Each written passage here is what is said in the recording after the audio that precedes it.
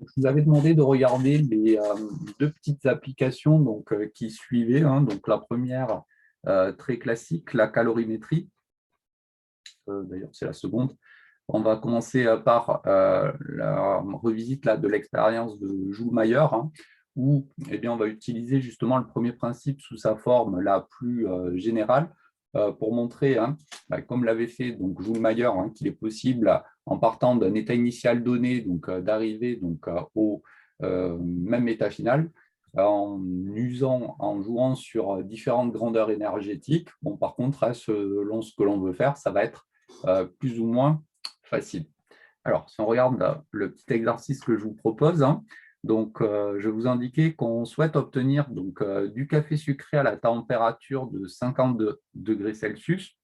Et donc, pour cela, on va partir de café qui est initialement à la température θC et d'un morceau de sucre qui, lui, est à la température de 20 degrés Celsius. Et donc, on se propose de manière différente pour arriver jusqu'à l'état final. Alors ici, hein, histoire de faire quelques petits calculs, hein.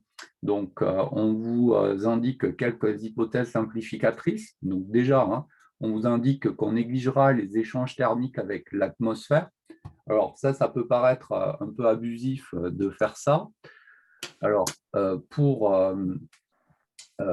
ces échanges thermiques, ce qu'il faut savoir, hein, c'est que, en fait, hein, les échanges thermiques sont en général relativement lents à mettre en œuvre. Et surtout, hein, lorsqu'on dispose de deux solides ou deux liquides, eh bien, deux températures différentes, les échanges thermiques entre ces deux phases condensées, même s'ils sont lents, hein, eh bien, ils sont bien plus rapides que les échanges thermiques entre un solide et un gaz. Et donc, c'est pour ça en particulier ici qu'on négligera les échanges thermiques avec l'atmosphère. Donc ça, vous en reparlerez lorsque vous ferez le chapitre sur la diffusion thermique en deuxième année, hein. Donc, on n'a pas les mêmes ordres de grandeur pour ces échanges thermiques entre deux phases condensées, entre une phase gazeuse et une phase condensée. Et puis ensuite, phénomène de dissolution du sucre. On supposera qu'il n'y a pas d'apport d'énergie ici au niveau de ce phénomène-là. On vous donne, si vous regardez bien ici, deux valeurs de capacité thermique. Donc là, il faut faire un petit peu attention, histoire de vous embêter, à remarquer bien que j'ai un grand C pour le café, l'unité Joule Kelvin-1, c'est la capacité thermique du café directement, alors que pour le sucre, c'est un petit c ici, hein. Donc là, j'ai arbitrairement choisi de vous donner, hein, la capacité thermique massique du sucre. Donc là, il faudra bien faire attention, hein, au fait que l'une des capacités ici, en particulier celle-ci-là, elle est massique. Bien. Donc, on vous dit que la première façon de procéder, hein, c'est de porter le café à une température qui est plus grande que T2. Et ensuite, on met simplement délicatement le morceau de sucre dans la tasse et on vous demande de déterminer la température T1. Donc là, hein, en gros, on va jouer sur l'effet thermique, hein, autrement dit, le café, on le met au micro-ondes un tout petit peu, hein, on va voir ce que ça veut dire un tout petit peu, de manière à ce qu'il soit au départ à une température plus grande que 50 degrés Celsius, et on va attendre l'équilibre thermique pour arriver jusqu'à l'état final. Alors, il y a un point qui est super important en thermo, hein, et il faudra toujours commencer par ça, c'est de définir ici correctement notre système, hein, pour pouvoir ensuite faire le bilan d'énergie. Simplement parce que, eh bien, ici, hein, on a du café, on a du sucre. Donc, d'un point de vue pratique, on peut raisonner, hein, sur le café ou sur le sucre ou sur l'ensemble des deux, hein. Donc, suivant, hein, le système que l'on va choisir, le bilan va être plus ou moins facile à réaliser. Alors, au final, si on s'y prend bien et qu'on écrit les choses normalement, hein, quel que soit le système, hein, on trouvera la même chose, le même état final, mais suivant le système qu'on choisit, ça peut être plus ou moins facile. Donc là, en l'occurrence, je vais choisir comme système le café plus le sucre.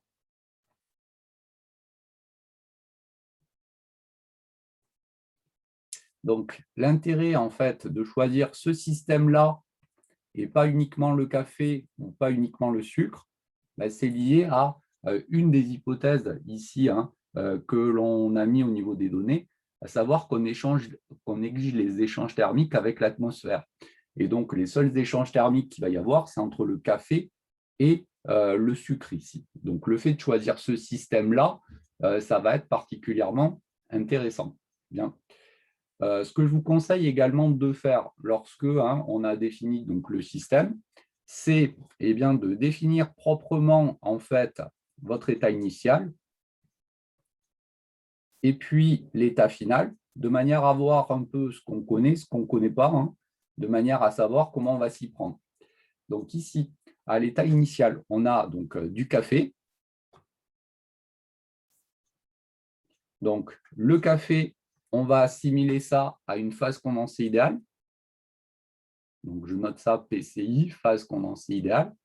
Et donc ici, ce café va être à la température θ1 initialement.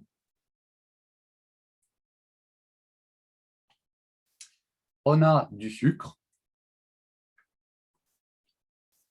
On va assimiler le sucre également à une phase condensée idéale, qui lui est à la température θ0. Donc θ0, cette température-là, on la connaît, c'est 20 degrés Celsius, contrairement à la température θ1 que l'on cherche.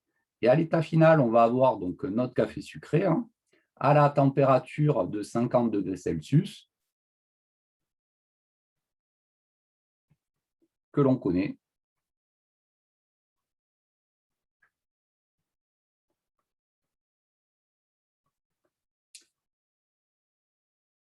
Et donc, vous remarquez que du point de vue des variables d'état, eh bien, la seule grandeur que l'on ne connaît pas en fin de compte, c'est la température θ1 ici, puisque dans le bilan énergétique, compte tenu du fait que l'on a des phases condensées idéales, je vous rappelle, tout va être paramétré à l'aide de la seule valeur de température. Donc, si on arrive pour cette transformation ici qui mène de l'état initial à l'état final, à faire un bilan énergétique, on aura une seule inconnue, la température ici. Bien. Alors, au niveau du passage de l'état initial à l'état final, on va avoir une transformation. Donc, compte tenu du fait que j'ai choisi comme système le café plus le sucre, la transformation va pouvoir lui donner un premier qualificatif, à savoir qu'elle va être adiabatique. Simplement parce que je vous rappelle que lorsqu'on qu'on met en jeu le premier principe, on fait un bilan entre le système et le milieu extérieur. Donc, il va certes y avoir des échanges d'énergie entre le café et le sucre sous forme thermique, mais il n'y aura pas d'échange thermique entre notre système et l'atmosphère environnante. Et donc, on peut qualifier ici cette transformation adiabatique du point de vue de ce système global ici. Bon, on pourrait lui donner un deuxième qualificatif. On ne va pas en avoir besoin ici, compte tenu du fait qu'on a des phases condensées. Mais on pourrait dire que la transformation, elle est de plus monobar, puisqu'on évolue dans l'atmosphère environnante, dont la pression, elle est constante. Donc, on pourrait donner le qualificatif de monobar également à cette transformation. Mais ici, on ne va pas en avoir besoin. Bien. Donc là, on va chercher à écrire le premier principe. Donc, je vous le rappelle, on a delta EC macro pour notre système, donc plus delta U, qui va être égal au terme de transfert thermique plus le travail des forces de pression, plus éventuellement d'autres travaux qui vont être mis en jeu. Et donc, il reste simplement à évaluer les différents termes. Donc, au niveau des différents termes, si je m'intéresse déjà au transfert thermique, donc ce terme-là, il va être nul puisque la transformation, elle est adiabatique. Le travail des forces de pression, lui, gardez toujours à l'esprit qui caractérise les variations de volume de notre système. Ici, on a des phases condensées idéales. Donc, dans notre modèle de la phase condensée idéale, le volume est constant. Et donc, il n'y a pas de travail autre que les forces de pression. Il n'y a pas ce travail des forces de pression. Ici, il est nul. Quant au travail autre que les forces de pression, ici, il n'y en a pas, puisqu'on met simplement le sucre délicatement, on vous dit, dans le café. Donc, il n'y a rien de particulier. La variation d'énergie cinétique macroscopique, elle, va être nulle également, puisque le système il est au repos macroscopique au départ. Le café sucré également. Donc, ce terme-là, il est nul à cause du repos macroscopique. Et donc, vous remarquez qu'en fin de compte, ici, on a delta U égale 0.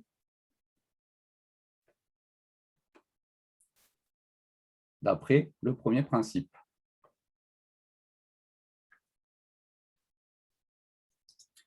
Bien.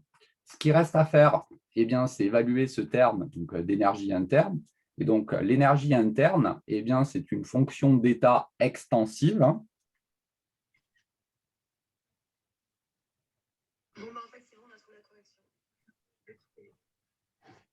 Donc, fonction d'état extensive, je vous rappelle ce que ça signifie le terme extensive. Ça signifie que eh bien, donc, cette grandeur dépend de la taille du système. En particulier, ici, comme le système il est constitué de 2 sous-parties, la variation d'énergie interne, c'est la variation d'énergie interne du café, plus la variation d'énergie interne du sucre. Comme eh bien, on a affaire à des phases condensées idéales, la variation d'énergie interne, ce n'est rien d'autre que la capacité thermique de la phase à laquelle on s'intéresse, fois la variation de température correspondante. On a ici donc la capacité thermique du café. Donc attention, c'est un grand C ici, puisque eh bien, on vous donne la capacité thermique.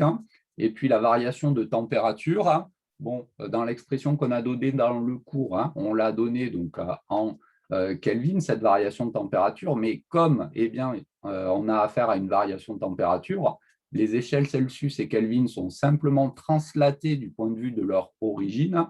Donc, on peut garder directement les températures en degrés Celsius ici pour calculer cette variation d'énergie. Et donc, pour le café, on a un θ2 ici, moins θ1.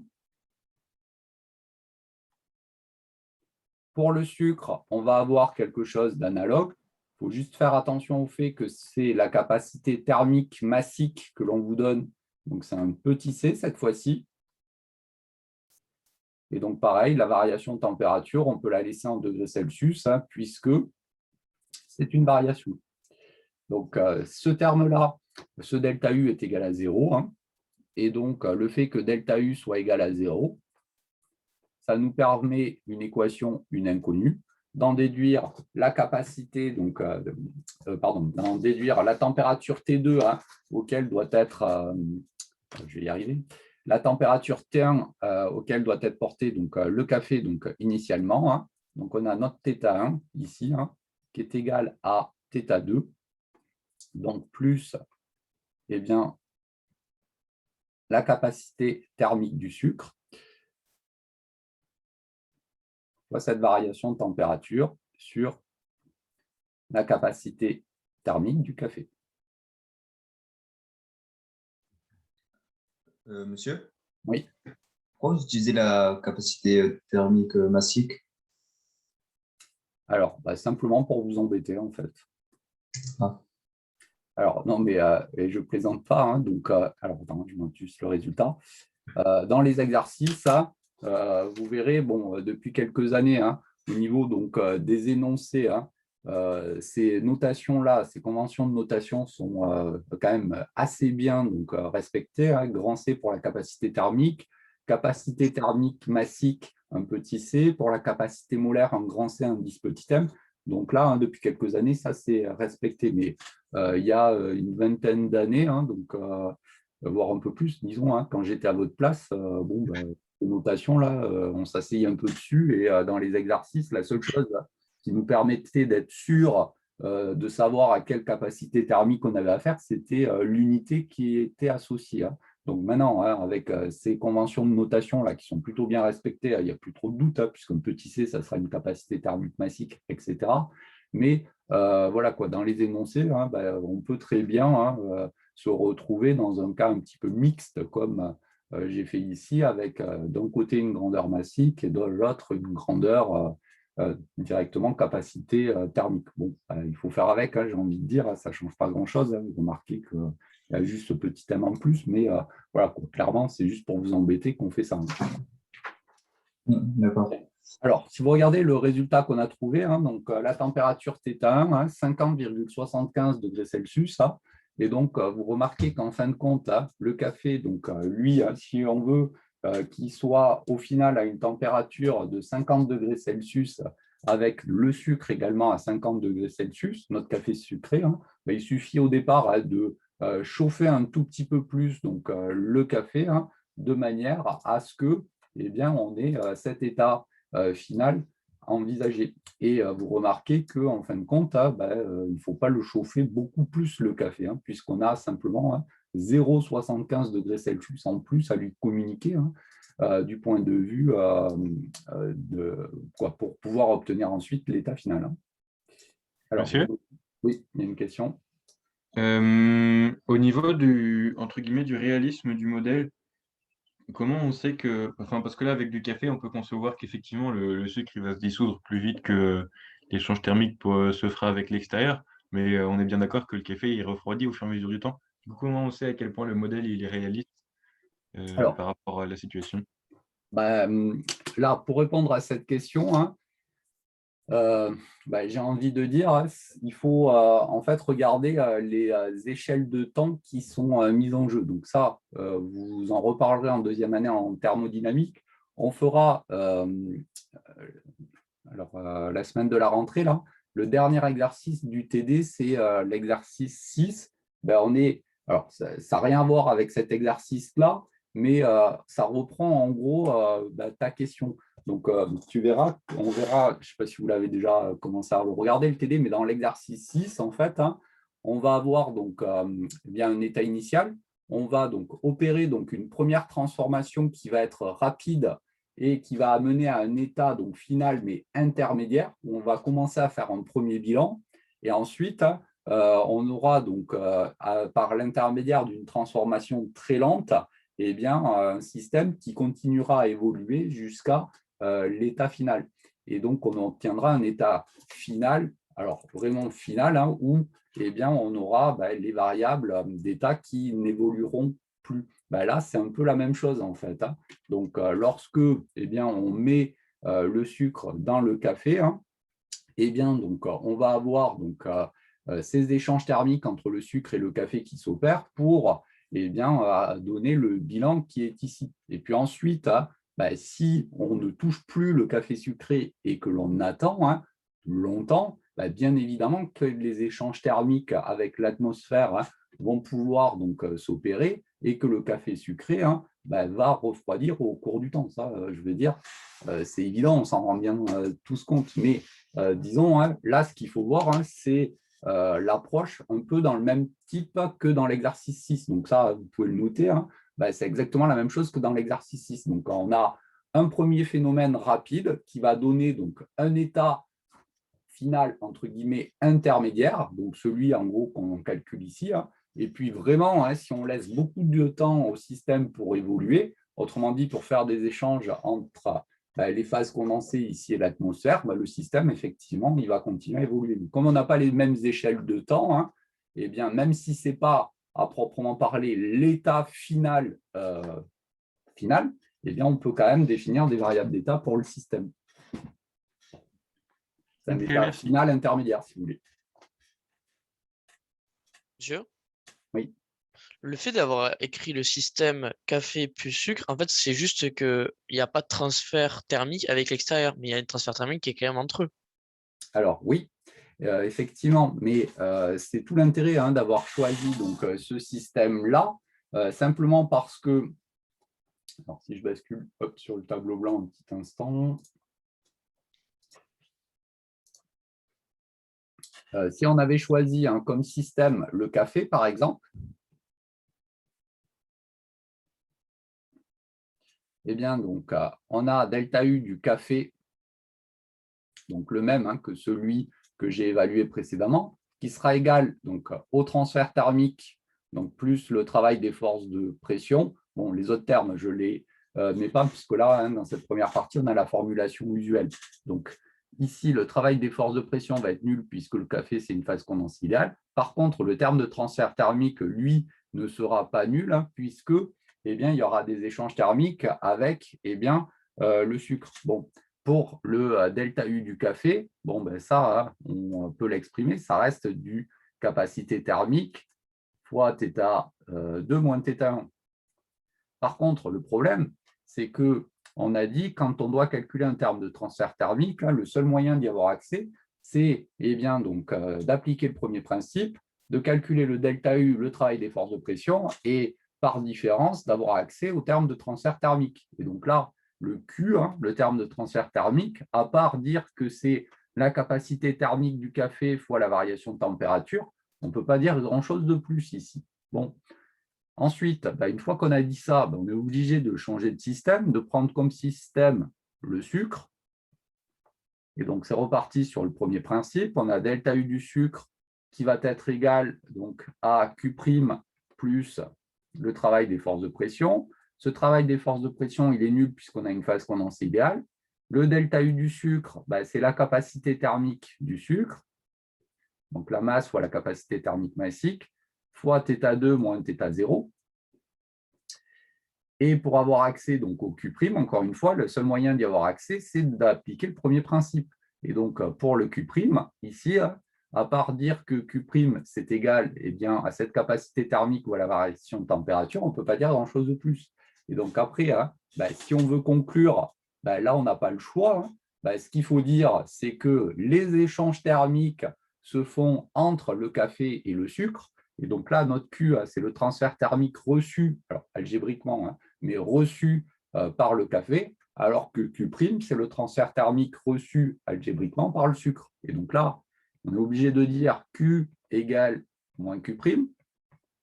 Et donc, en utilisant Q égale moins Q', on retombe sur C du café θ2 moins θ1 égale moins M fois la capacité thermique massique du sucre, θ2 moins θ0. Et donc, vous remarquez qu'on retrouve exactement donc, la même relation, et heureusement d'ailleurs, que celle qu'on avait obtenue en choisissant comme système le café plus le sucre. Alors là, ça ne rajoute pas beaucoup de lignes de calcul, mais remarquez bien que on a fait une première application du premier principe, on a dû la réappliquer une deuxième fois, ce premier principe, pour ensuite raisonner sur les transferts thermiques et mettre les deux relations ensemble. Donc là, autant raisonner sur le système café plus sucre, c'est un tout petit peu plus rapide. Et vous verrez, ça, c'est des choses sur lesquelles il faut se poser des questions quand on a des récipients qui possèdent deux compartiments avec des pistons qui bougent, des choses comme ça. Il faut se demander sur quel système je raisonne, pourquoi. Et donc, souvent, on est obligé de basculer d'un système à l'autre. Parfois, c'est plus intéressant de raisonner sur le système des deux. Ça dépend un petit peu, en fait, toujours pareil, des modèles de transformation qui sont mis en jeu. Mais disons, quoi qu'il arrive, si on écrit les choses proprement, on trouvera le résultat de tout, c'est que par moment, ça peut être plus ou moins long, c'est tout.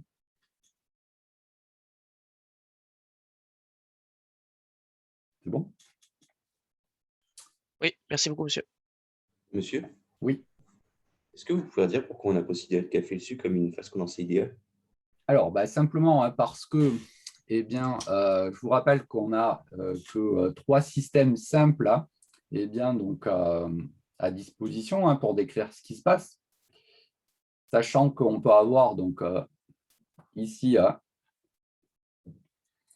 trois types de systèmes, gaz, solide ou liquide. Quand on a le gaz, je vous ai dit, soit on vous dit qu'on a un gaz parfait, on utilise le fait qu'on a un gaz parfait, soit on vous dit qu'on a un gaz réel, on vous donne l'équation d'état et à ce moment-là, vous l'utilisez. Si on ne vous dit rien sur ce gaz-là, le seul moyen de faire des calculs, c'est d'utiliser le modèle du gaz parfait parce que vous ne pouvez pas deviner si c'est un gaz réel et quelle est l'équation d'état que vous devez utiliser parce qu'il n'y a pas d'équation d'état générale.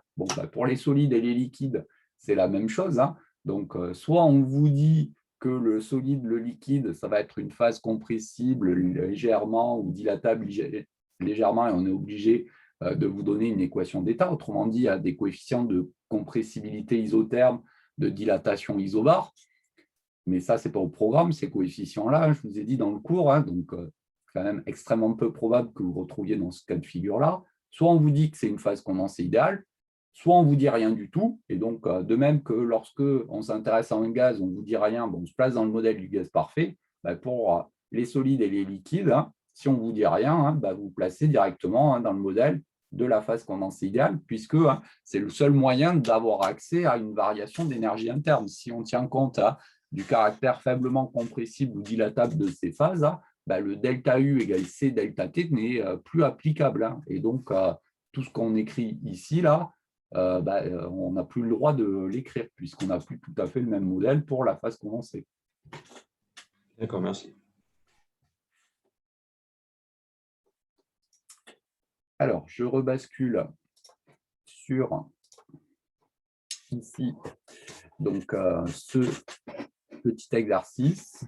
Donc là, on va s'intéresser dans un deuxième temps à une deuxième façon de procéder. Donc, on va considérer que le café va être à une température directement de 50 degrés Celsius cette fois-ci. Et donc, ce qu'on vous indiquait, c'était qu'on allait lâcher, donc sans vitesse initiale, le sucre, ici, d'une hauteur H au-dessus de la tasse. Donc, schématiquement, on a la chose suivante. On va avoir ici le café qu'on va assimiler donc, à une phase condensée idéale qui est à la température θ2 de 50 degrés Celsius. Le sucre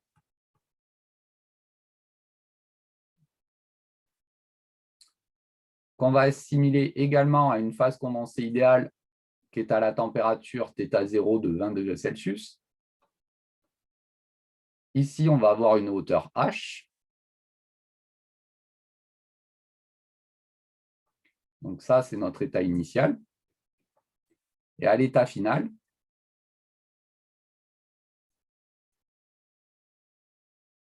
on va avoir ici le café sucré.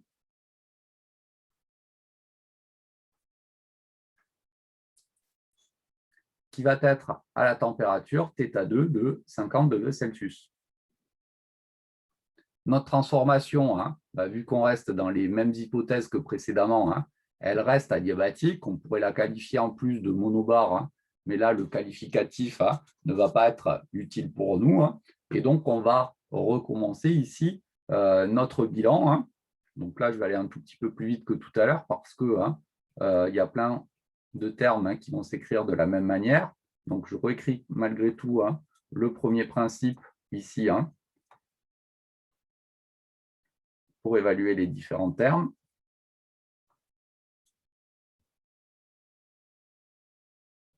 En prenant, bien évidemment, donc je ne l'ai pas reprécisé, mais comme système, le café plus le sucre.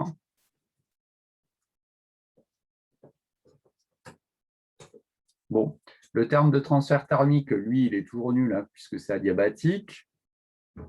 Le travail des forces de pression, il est nul puisque ce sont des phases condensées idéales. On a toujours le repos macroscopique. Donc là, attention.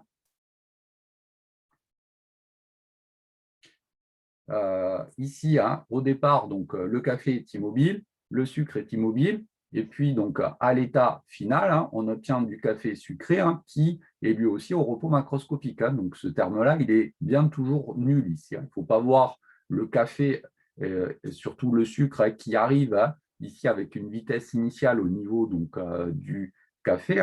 Mais il faut bien prendre l'état final dans lequel le sucre, ici, est arrivé donc, dans le café. Et au final, on a le café sucré, lui, qui est dans la tasse et qui est immobile. Bon. Le travail autre ici, compte tenu du fait qu'on lâche le sucre d'une hauteur grand H, oui. Vous pourriez expliquer pourquoi l'énergie cinétique elle est nulle? Alors, simplement parce que ici, c'est la variation d'énergie cinétique macroscopique. Et donc, ici, le sucre et le café sont initialement immobiles. Et donc, pour l'état final, c'est ce que j'évoquais juste avant, il ne faut pas voir que le sucre il va tomber et il va arriver avec une vitesse initiale de tant de mètres par seconde au niveau de la surface libre du café, simplement parce que ce n'est pas le moment où le sucre arrive au niveau du café qui correspond à notre état final. Notre état final, ça correspond donc à un état final où on aura donc du café sucré dans la tasse, autrement dit, du café sucré qui est dans la tasse et qui est au repos macroscopique, café sucré qui est à la température de 50 degrés Celsius. Donc, cet état intermédiaire, entre guillemets, un moment où le sucre il arrive juste avec une vitesse ici, au niveau de la surface libre, eh bien, il ne faut pas voir ça comme l'état final. L'état final, c'est celui-ci. On a le café sucré à 50 degrés Celsius dans la tasse. Et donc, votre café sucré, il ne bouge pas dans votre tasse.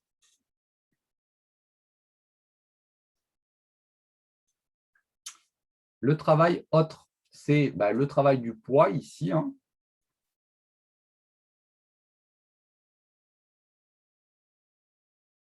Donc, le travail du poids, il va être moteur, est égal ici à mg grand H. Et le delta U, bien évidemment, il prend la même forme que précédemment.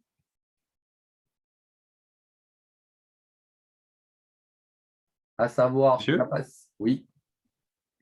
pour revenir à la question de Breven, juste, du coup, si on avait lâché le sucre avec une vitesse initiale, alors la delta EC ne serait pas nulle, on est d'accord? Oui, alors je vais juste revenir là-dessus après parce qu'il y a une autre, formulation en fait de l'exercice. Je reviens de manière un tout petit peu plus détaillée juste après, je finis juste le calcul. D'accord, merci. Donc ici, on écrit la variation d'énergie interne ici de notre système. Donc elle prend la même formulation que dans la première partie. Bon, la seule chose, c'est que le café ici, il est initialement à la température θ2. Donc, on remarque que le terme de variation d'énergie interne du café, cette fois-ci, va être nul. Et donc, si on regroupe les différents termes, on a donc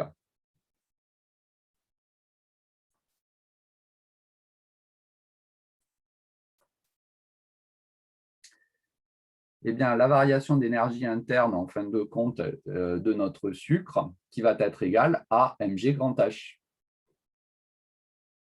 Soit grand H, c'est la capacité thermique massique du sucre, facteur de θ2 moins θ0, divisé par G.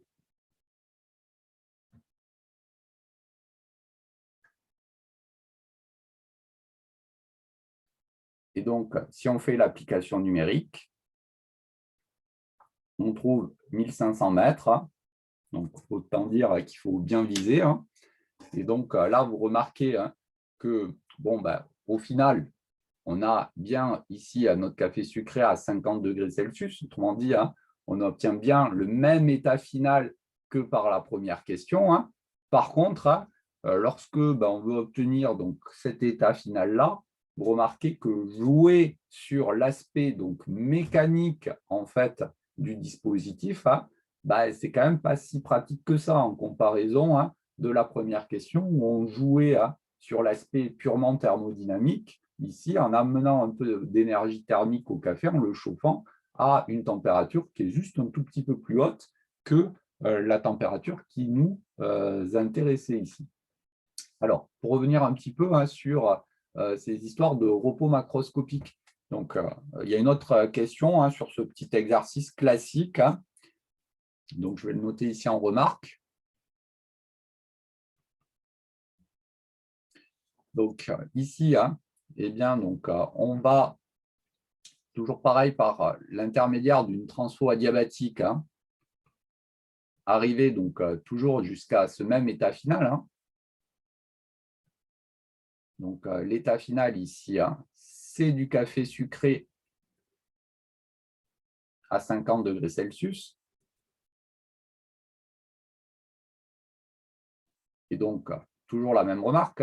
Donc, votre café sucré, lui, il est à 50 degrés Celsius, c'est au repos macroscopique, il est dans votre tasse. Donc, ce qu'on peut faire, c'est jouer sur un autre aspect en fait mécanique. Alors, ça revient à peu près au même que ce qu'on vient de faire. Donc, vous prenez ici le café, donc qui est toujours une phase condensée idéale, que vous portez directement à la température de 50 degrés Celsius. Et puis, le sucre, ici, au lieu de le lâcher d'une certaine hauteur, eh bien, donc, vous le mettez simplement au niveau de la surface libre ici de votre café, donc votre sucre étant à la température θ0 ici de 20 degrés Celsius, et vous lui communiquez une vitesse VO à ce sucre pour le faire rentrer ici dans donc, le café. Donc là, vous remarquez que le sucre, il va avoir une vitesse initiale. Et donc, dans le bilan en fait, que vous faites, cette fois-ci, le terme de variation d'énergie cinétique macroscopique, lui, il serait plus nul, puisque à l'état final, on a bien l'ensemble qui est au repos macroscopique, donc 0.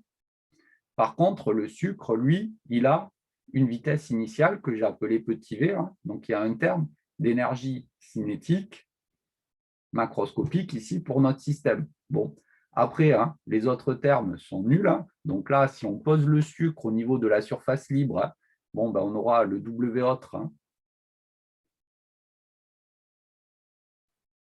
qui sera égal à 0 cette fois-ci. Et donc, dans le bilan, on a petit m fois la capacité thermique massique du sucre, facteur de θ2 moins de θ0, donc moins 1,5 de mv carré,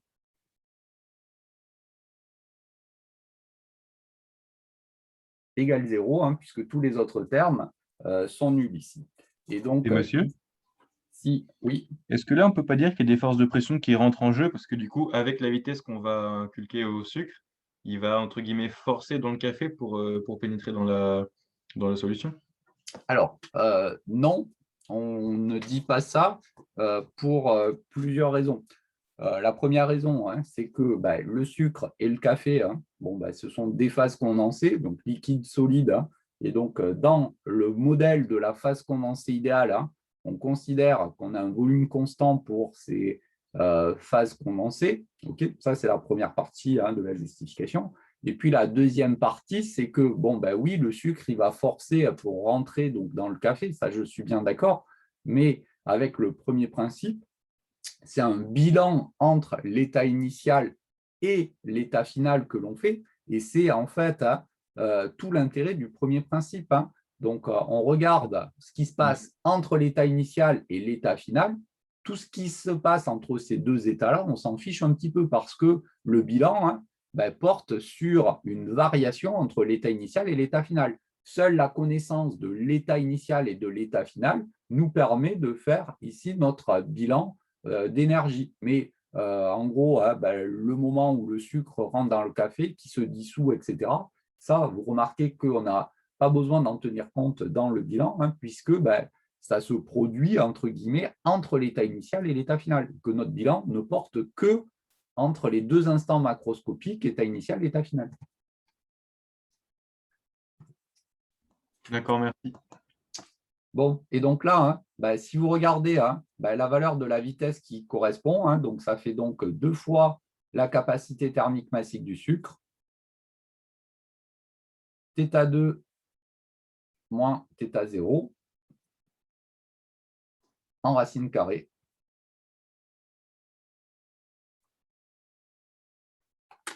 Et donc, si on regarde la valeur donc, numérique de la vitesse, alors ça là, je ne l'avais pas calculé, je vais la recalculer rapidement. Donc, ça fait donc 2 fois 100 fois 30 en racine carrée. Donc, on trouve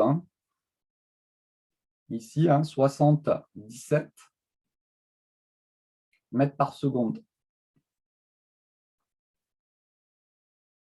Donc, encore une fois, remarquez bien que en jouant sur cet aspect purement mécanique, l'énergie cinétique qu'il faut communiquer initialement donc, au sucre, autrement dit, la vitesse initiale qu'il faut lui communiquer, elle est vraiment énorme pour pouvoir arriver jusqu'à cet état final ici que l'on peut obtenir au contraire très facilement en jouant sur le seul aspect ici thermodynamique. Et donc, même s'il y a équivalence en fin de compte entre travail et transfert thermique, l'aspect mécanique, suivant ce que l'on veut faire, n'est pas toujours très pratique pour obtenir un état final. Monsieur, c'est sucre, c'est 500.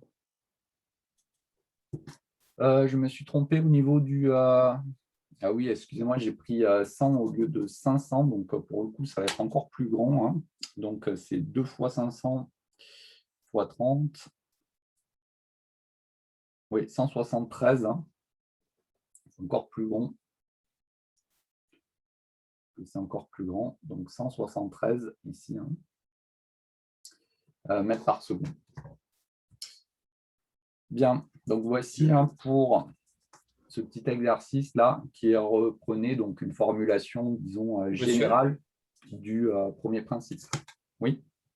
Est-ce que vous pourriez réexpliquer comment on fait le lien entre la capacité massique thermique du sucre et qu'on passe après à des formules du MGH ou 1/2 de MV carré, etc. Je ne comprends pas bien comment on fait le lien avec la mécanique. Alors, c'est par la formulation générale en fait du premier principe, hein, celle qui se trouve ici, hein, tout en haut de la page. Donc ça, c'est la conservation donc, de l'énergie. Le premier principe, c'est rien d'autre que la conservation donc, de l'énergie, sachant que quand on utilise la formulation générale du premier principe, on relie l'aspect thermodynamique, donc le delta-U, le Q, le WP, à l'aspect mécanique, delta EC macro, travail autre que les forces de pression ici. Et dans le premier cas, on avait dit, pour par exemple pour la hauteur H, que cette variation d'énergie cinétique macroscopique a été nulle. Oui. Et du coup, comment on fait le lien avec la mécanique du coup? Disons, c'est à ce niveau-là que ça joue, c'est par l'intermédiaire du travail des forces de pression. Le terme ici de variation d'énergie cinétique macroscopique, il est nul, hein, parce qu'on a le café sucré qui est au repos, on a le sucre et le café qui sont initialement au repos. C'est pour ça que ici, le terme ici de variation d'énergie cinétique macroscopique est nul. Mais attention, hein, j'ai l'impression, alors je peux me tromper, hein, mais que, vu la formulation de ta question, j'ai l'impression que tu penses que l'aspect microscopique et l'aspect macroscopique, en fait, c'est la même chose. Non, hein, l'énergie totale du système, hein, c'est l'énergie mécanique macroscopique plus l'énergie mécanique microscopique. Mais ces deux grandeurs-là, hein, sont bien deux grandeurs qui sont différentes, hein. Donc, si on s'intéresse, par exemple, à l'écoulement d'un gaz dans un tuyau à 1 mètre par seconde, hein, ce gaz se déplace en bloc dans le tuyau, hein, et donc ça, c'est caractéristique de l'énergie cinétique macroscopique. Bon, par contre, hein, si on prend un microscope et qu'on va voir donc, au niveau microscopique, en plus de ce déplacement global du gaz à 1 mètre par seconde, on a donc les molécules qui vont se déplacer donc, localement, alors sur des très faibles distances, hein, mais elles vont se déplacer localement à des vitesses qui sont beaucoup plus grandes, hein. On avait dit que ça était de l'ordre de la centaine de mètres par seconde. Donc ça, c'est caractéristique de l'énergie cinétique microscopique. C'est ça qui va permettre de définir une température, mais ce sont deux termes d'énergie qui sont bien différents. Et après, hein, suivant les expériences qui sont mises en jeu, on peut avoir le terme d'énergie mécanique ou cinétique macroscopique qui est nul, ou pareil au niveau microscopique. Mais ce sont bien des termes d'énergie différents. Et donc là, quand on reprend l'exemple du sucre, hein, autant il n'y a pas de variation macroscopique ici d'énergie cinétique, autant il va y avoir un travail macroscopique du poids ici, hein, qui va donc chuter et amener de l'énergie. Et lorsque on va avoir ce travail macroscopique, ça va faire varier la variation ici d'énergie interne de notre système. Autrement dit, hein, ce travail macroscopique du poids va, dans cette expérience-là, faire varier l'énergie mécanique microscopique. Ok, merci. Monsieur? Oui. Juste très rapidement. En gros, à chaque fois qu'on dit qu'il faut une hauteur très grande et une vitesse très grande, ça traduit le fait que ça chauffe le sucre? Alors, excusez-moi juste une toute petite seconde. Oui.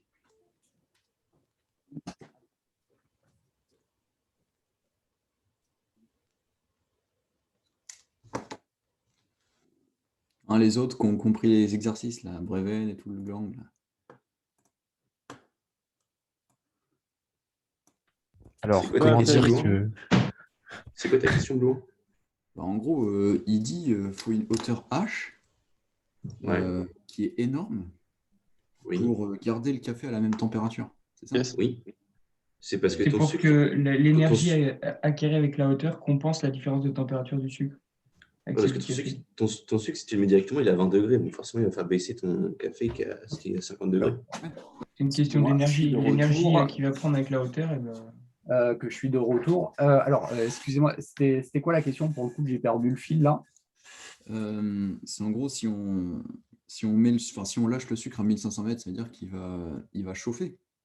Alors, disons, le but, c'est effectivement de réchauffer en fait le sucre, autrement dit, d'augmenter donc son énergie mécanique microscopique par l'intermédiaire de ce travail macroscopique. Donc oui, le sucre va chauffer. Alors attention, encore une fois, la manière dont tu le dis, ça me fait penser vaguement à autre chose, à savoir l'image donc d'un satellite, par exemple, qui rentre dans l'atmosphère terrestre. Et donc, ce satellite, lorsqu'il rentre dans l'atmosphère terrestre, il a un bouclier thermique simplement pour limiter en fait les échanges thermiques entre le satellite et l'atmosphère, simplement parce que le satellite, eh bien, il va frotter sur les molécules d'atmosphère, et donc il y a des échanges thermiques entre eh bien, donc, le satellite et l'atmosphère. Donc là, attention, quand on dit le sucre, il chauffe, il faut s'enlever, si vous l'avez, je ne dis pas que vous l'avez, mais si vous avez cette image du satellite là, qui rentre entre guillemets en feu dans l'atmosphère, il faut s'enlever cette vision-là, parce que dans le modèle que l'on fait, donc là on conçoit bien que c'est quand même fort discutable, on néglige les échanges thermiques avec l'atmosphère. Donc là, le poids, quand tu dis il sert simplement à réchauffer le sucre, oui, il chauffe le sucre dans le sens où il augmente l'énergie mécanique microscopique ici de notre sucre, autrement dit l'énergie interne, mais il n'y a pas d'échange thermique avec l'atmosphère. Donc il faut vraiment, si vous l'avez, s'enlever de la tête ici cette image du satellite qui rentre dans l'atmosphère terrestre et donc avec des échanges thermiques liés au frottement. Donc ici, on a négligé tout cet aspect-là qui, bien sûr, sur une hauteur de 1500 mètres, on peut quand même se dire que ça ne serait pas très correct, le modèle qu'on a utilisé. Ok, je pensais à ça, justement. Oui, mais disons, vu la formulation, ça faisait penser à ça, effectivement. Mais gardez à l'esprit que c'est l'histoire simplement de montrer qu'il y a équivalence entre, en gros, l'aspect mécanique et macroscopique. Mais on conçoit bien que sur 1500 mètres de chute libre, négliger les frottements, parce que c'est des frottements. Lorsque le satellite qui rentre dans l'atmosphère terrestre, ici, ça sera quand même pas très correct. Ouais. Bon, alors on va rebasculer sur quelque chose donc, de plus classique, c'est la calorimétrie. Alors pour le coup, la calorimétrie, ça c'est un TP qu'on aurait dû faire, donc je ne suis pas sûr qu'on ait le temps pour le coup cette année. Donc la calorimétrie, donc, au niveau des mises en équation, vous verrez, il n'y a aucune difficulté. L'intérêt de la calorimétrie, en fait, c'est toujours basé sur la même chose, une équation, donc une inconnue du point de vue donc, du premier principe, mais ça permet donc de déterminer des grandeurs thermodynamiques inconnues. Alors, grandeur thermodynamique inconnue, c'est quoi? Ça peut être une capacité thermique donc solide qu'on ne connaît pas, par exemple. Vous verrez, donc, une fois qu'on aura fait donc, le second principe, on verra un premier chapitre d'application, ça sera tout ce qui est changement d'état. Donc, ça permet donc, de déterminer donc, ce qu'on appellera donc, les enthalpies de changement d'état, en gros, les énergies qui sont mises en jeu dans les changements d'état. Et donc, de manière générale, la calorimétrie, ça permet d'avoir accès justement à toutes ces données thermodynamiques que l'on vous donne au niveau donc, des données des exercices. Donc, par exemple, ici, on vous donne la capacité thermique massive de l'eau. Ça, c'est une grandeur qu'on pourrait déterminer par calorimétrie. Le tout, c'est d'avoir une équation ou une inconnue. Donc, si la seule inconnue du dispositif, c'est cette capacité thermique massive de l'eau liquide, on pourrait la déterminer par calorimétrie. Mais disons, gardez à l'esprit ce que je suis en train de vous dire là, à savoir que la calorimétrie, ça permet d'avoir accès à des grandeurs thermodynamiques la capacité thermique, une grandeur de changement d'état, etc., etc. Vous verrez, on va voir un certain nombre d'exercices dans ce chapitre et les suivants. Alors, un calorimètre, hein, donc, vous en avez donc, un réaliste sur la partie de gauche ici. Hein, donc, ça, c'est typiquement des calorimètres que l'on utilise ici en TP. Hein, et puis, vous en avez donc la schématisation à droite. Donc, ici, hein, vous avez un premier récipient avec donc, des parois qui sont isolantes. Donc, c'est le dispositif que l'on retrouve à ce niveau-là. Hein. Donc, par paroi isolante, hein, on entend paroi calorifugée, paroi athermane. Hein, et donc, il ne peut pas y avoir d'échange d'énergie sous forme de chaleur entre l'intérieur ici et l'extérieur ici de notre calorimètre. Bon, une fois qu'on s'est intéressé ici à ce récipient extérieur, dont les parois sont calorifugées, hein, la plupart du temps, hein, on va introduire en fait des choses dans le calorimètre. Et donc, pour cela, on dispose en fait d'un deuxième vase ici qu'on va pouvoir venir positionner donc, à l'intérieur. Donc, ici, le vase, vous l'avez à ce niveau-là. Et donc, c'est le petit récipient hein, qui est modélisé ici sur la partie de droite, sur le schéma de droite. Et donc, dans ce récipient, ben, on peut venir mettre tout un tas de choses. Hein. Donc, dans l'expérience que l'on fait ici, hein, ben, c'est de l'eau. Hein. On peut mettre également donc, des solides. Disons, hein, tout ce dont on a besoin pour réaliser l'expérience. Bon, vous avez le capuchon du calorimètre qui est ici, que l'on devine ici sur le schéma de gauche, hein, tout au fond. Hein. Et puis après, hein, vous pouvez avoir éventuellement donc, des accessoires, hein, donc un agitateur, un thermomètre, etc., etc. Bien. Donc ici, hein, on vous indiquait qu'on va mettre donc, une masse donc, de 95 grammes d'eau froide à 20 degrés Celsius et 71 grammes M2 d'eau chaude à 50 degrés Celsius. On vous demande de déterminer la température d'équilibre eh bien, de notre système. Bon, au niveau de la calorimétrie, hein, bah, c'est toujours un peu la même chose. Hein. On va se choisir un système. Donc là, hein, bah, c'est un peu la même remarque que précédemment. Hein. On peut choisir hein, comme système l'eau froide ou l'eau chaude ou les deux. Hein. Et donc, le bilan au global hein, amènera au même état final avec les mêmes termes énergétiques, disons les mêmes termes énergétiques. On aura au final les mêmes résultats. Hein. Après, hein, le calcul sera plus ou moins simple suivant le système que l'on choisit. Et donc là, hein, je vais choisir comme système l'eau froide plus l'eau chaude, simplement parce que comme on évolue dans un calorimètre, eh bien, il n'y aura pas d'échange thermique entre notre système et le milieu extérieur, donc le bilan, hein, il sera plus facile ici à faire. Bien, une fois que j'ai écrit ça, hein, bon, bah, le premier principe, lui, hein, il va donner quelque chose de relativement simple. Hein, simplement parce que on va avoir tous les termes qui vont être nuls ou presque. Hein.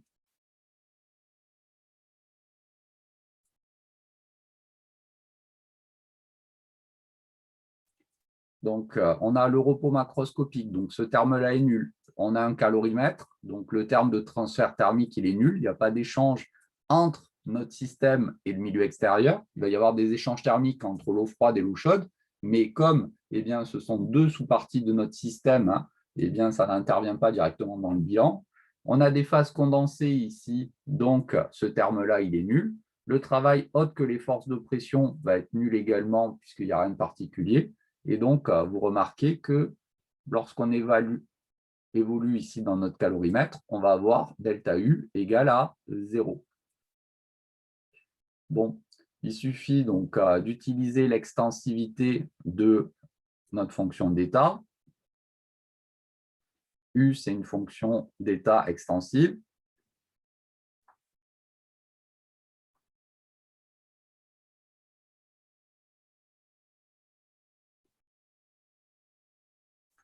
Et donc, ce delta U ici, hein, ça va être delta U de l'eau chaude plus delta U de l'eau froide.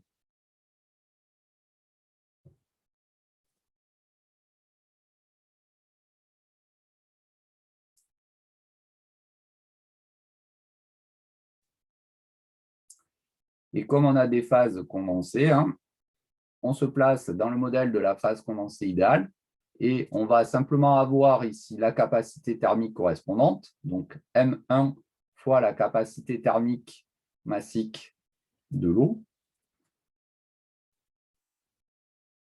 fois la variation de température. Donc ici,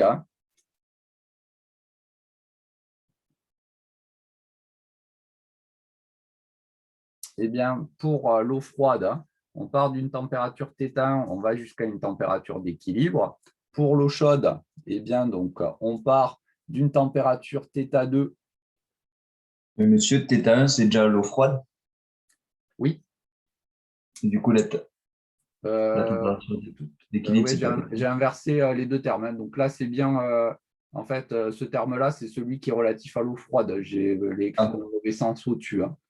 Mais bon, la relation, elle reste valable. J'ai écrit d'abord l'eau froide et après l'eau chaude, autant pour moi. Donc ici, θ équilibre moins θ2.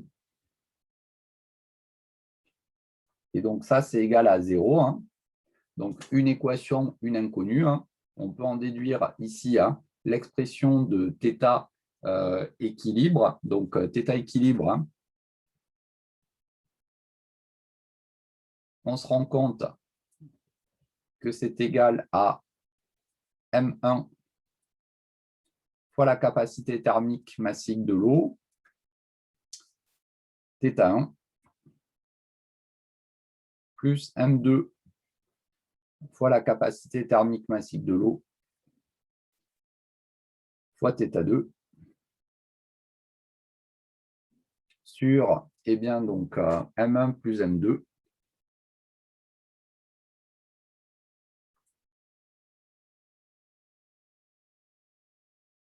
fois la capacité thermique massique de l'eau.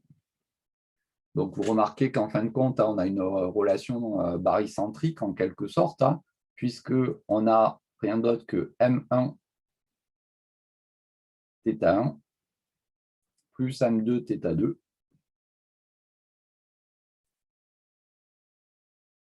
sur la somme des deux masses. Donc, ça, c'est notre température d'équilibre.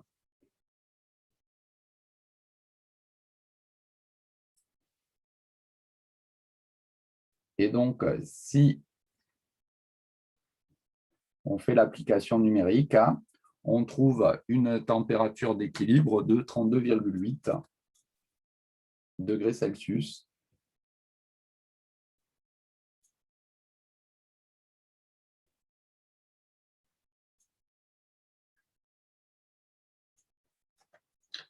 Bon, donc vraiment aucune originalité dans le calcul. Monsieur? Oui.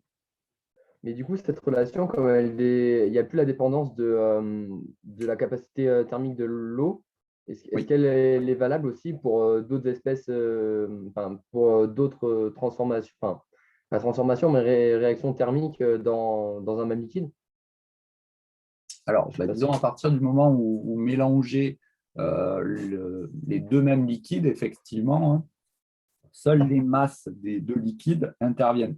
Après, si on mélange par exemple de l'eau avec de l'huile, à ce moment-là, on a des capacités thermiques massiques différentes pour l'eau et pour l'huile, et donc on ne pourrait pas les simplifier au niveau du calcul. Mais si c'est le même liquide à deux températures différentes que l'on met donc, dans le calorimètre, effectivement, la capacité thermique n'intervient pas. Ok, d'accord. Et on peut toujours additionner les énergies internes comme ça, ou enfin les deltas d'énergie interne? On va dire que oui. C'est bizarre quand même. Alors, c'est quoi qui te... Je sais pas. Pourquoi pourquoi ça se comporte aussi bien? Genre, on a plusieurs espèces et les énergies internes elles se somment comme ça.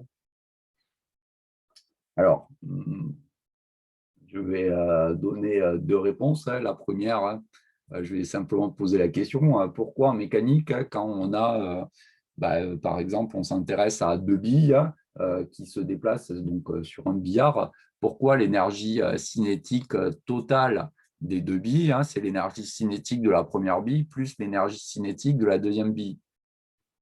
En gros, c'est la même question que celle que tu me poses. Tu répondrais quoi à ça?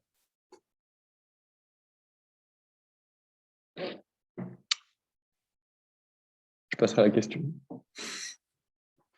Bon, ben, c'est simplement parce qu'il y a des grandeurs qui sont additives en physique.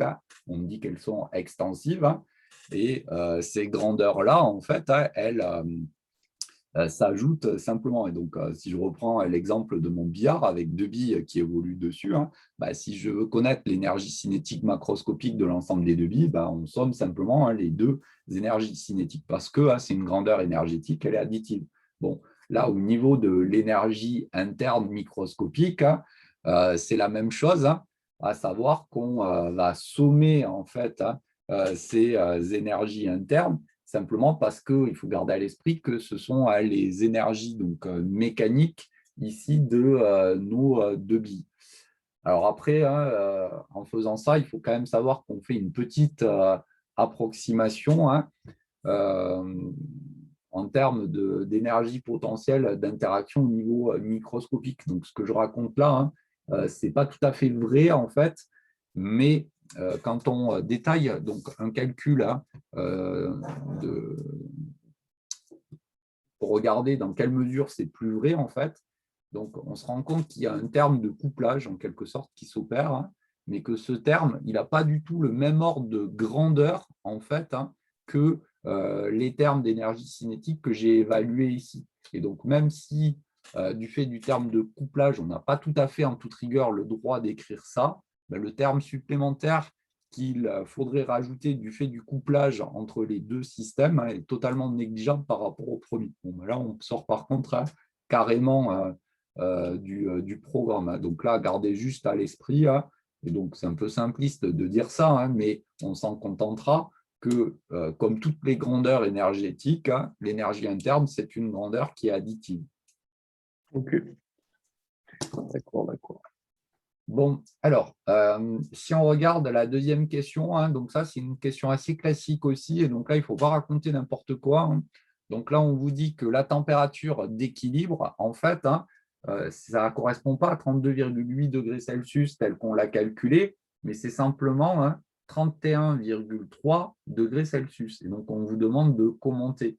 Donc là, le premier truc qui vient à l'esprit, c'est que le calorimètre, en fait, il ne doit pas être si parfait que ça et qu'il y a sans doute quelques échanges thermiques qui s'opèrent entre l'intérieur du système et l'extérieur du système. Donc là, même si dans la pratique, lorsqu'on est en TP, ça peut arriver si on a un calorimètre ici de mauvaise qualité, j'ai envie de dire, en TP, bon, autant avec des calorimètres, disons, d'assez bonne qualité, avec les échelles de temps qui sont mises en jeu, on peut garder quand même ce caractère, entre guillemets, parfait des parois isolantes. Donc, ce n'est pas du tout la réponse qui est attendue à cette question-là.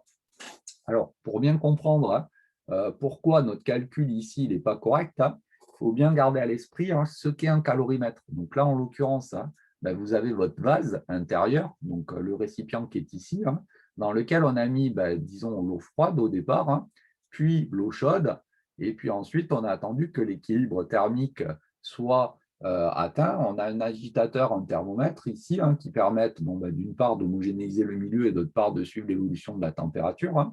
Et donc là, il faut bien garder à l'esprit la chose suivante, c'est que le vase intérieur, l'agitateur, le thermomètre, eux, ils sont initialement à une certaine température. Donc la température ici de 20 degrés Celsius.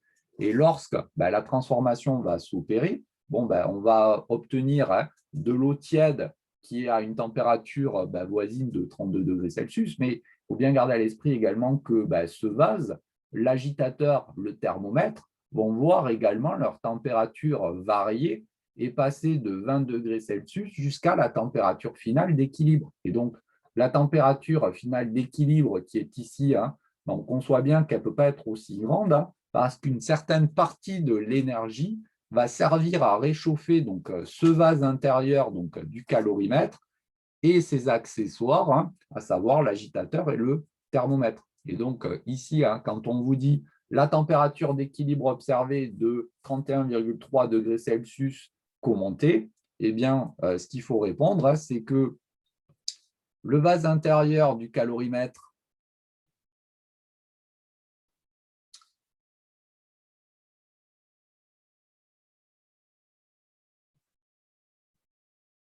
Donc, le vase intérieur du calorimètre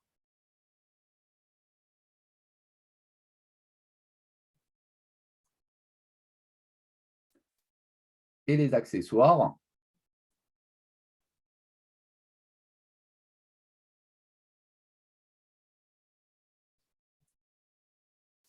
Ont leur température qui varie.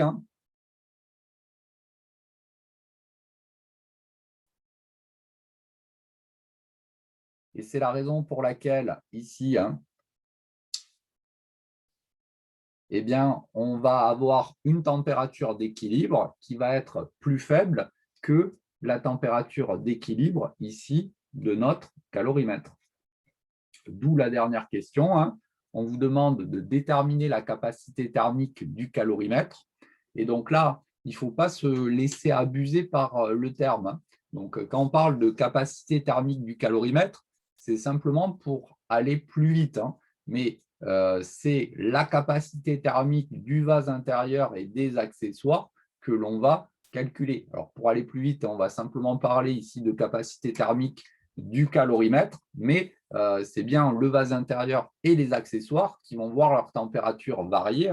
Donc ici, la paroi extérieure qui, elle, est isolante, elle ne joue pas de rôle dans ce terme énergétique supplémentaire, puisqu'on va garder une transformation ici qui est adiabatique, mais on va s'intéresser à la variation ici de température, et bien donc des éléments qui sont intérieurs à ce calorimètre et qui, eux, vont voir leur température évoluer. Et donc, tous ces éléments, on va leur associer une capacité thermique ici. Bien. Alors, si on fait le petit calcul, alors je vais basculer sur le tableau blanc là, parce que je ne sais pas pourquoi là, ça a du mal à reconnaître le stylet et l'écriture, elle est vraiment pas belle du tout. Alors, au niveau donc, de cette question ici, petit 3, donc, on va prendre comme système bien, donc, l'eau froide, l'eau chaude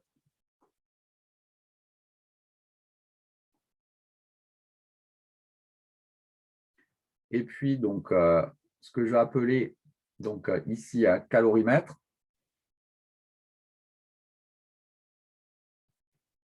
Mais encore une fois, attention, c'est pour aller plus vite, il faudrait dire vase intérieur et les accessoires.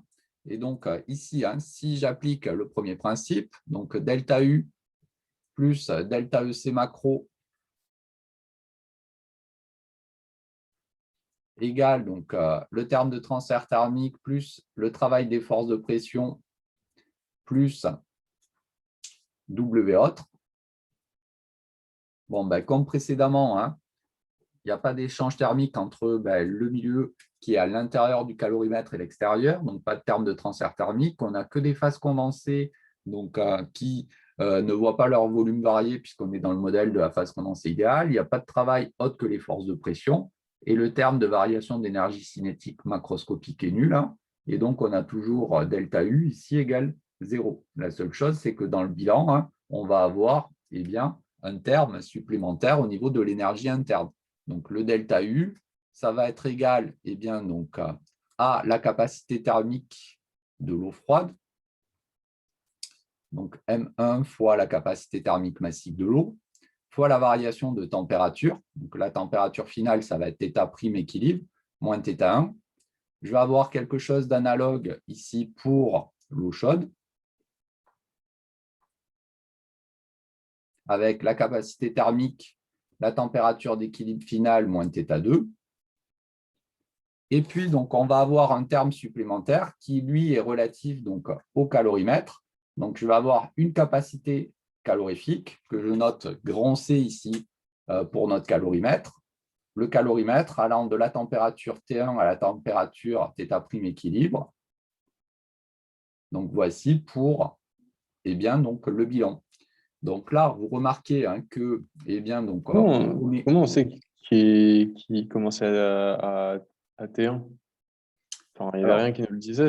On suppose que c'est la température ambiante, mais ça se alors trouve, voilà, le c'est calorimètre ce est sur du que j'allais frigo. vous dire, hein, c'est simplement parce qu'on suppose que c'est la température ambiante, hein. Il faudrait effectivement le préciser peut-être de manière un tout petit peu plus claire. Alors, après, ça, je vous dis, ça, c'est normalement un truc qu'on aurait dû faire en TP, hein.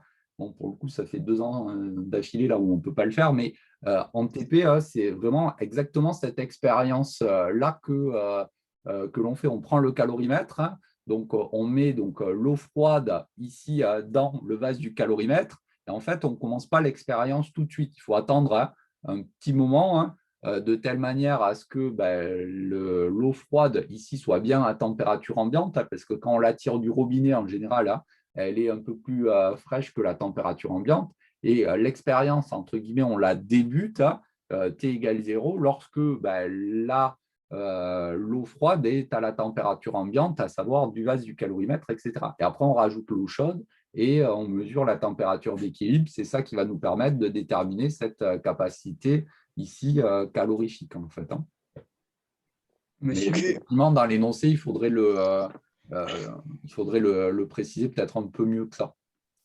pourquoi on ne se resserre pas de l'équilibre thermique qu'on a trouvé à la première question? Parce qu'en fait, Qu'on a calculé sans considérer les outils et après. alors justement, hein, c'est pour on ne tient pas compte de cet équilibre thermique-là parce qu'il est faux notre bilan, simplement parce que dans le bilan, hein, on ne tient pas compte en fait de cette capacité thermique ici. Oui, oui, mais du coup, il n'y a pas un lien entre ce qu'on a trouvé, ce qu'on devrait trouver, cette différence-là, Alors, en soi, et on aurait pu retrouver comme ça. alors, on pourrait, mais disons, j'ai envie de dire, c'est un peu de la bidouille mathématique, Ok. quoi.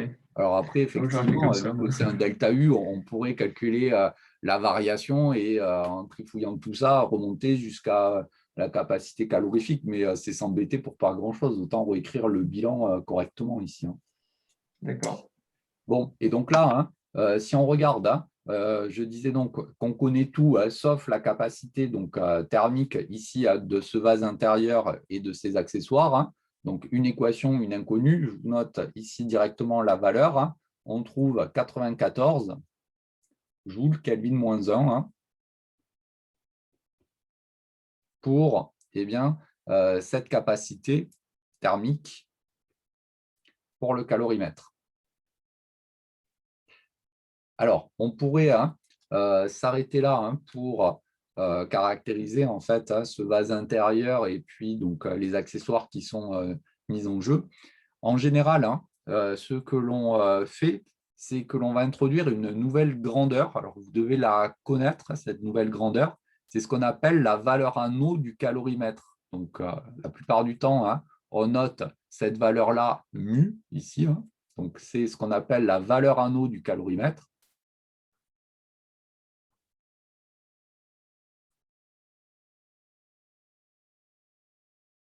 Donc, encore une fois, hein, pour aller plus vite, on parle du calorimètre, mais gardez toujours à l'esprit, hein, que c'est toujours, hein, du vase intérieur et de ses accessoires que l'on parle, hein. En fait, ce qu'on appelle la valeur anneau du calorimètre, c'est la masse d'eau équivalente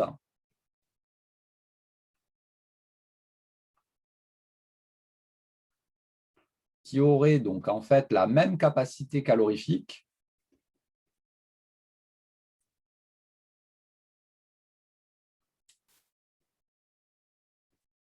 que le calorimètre.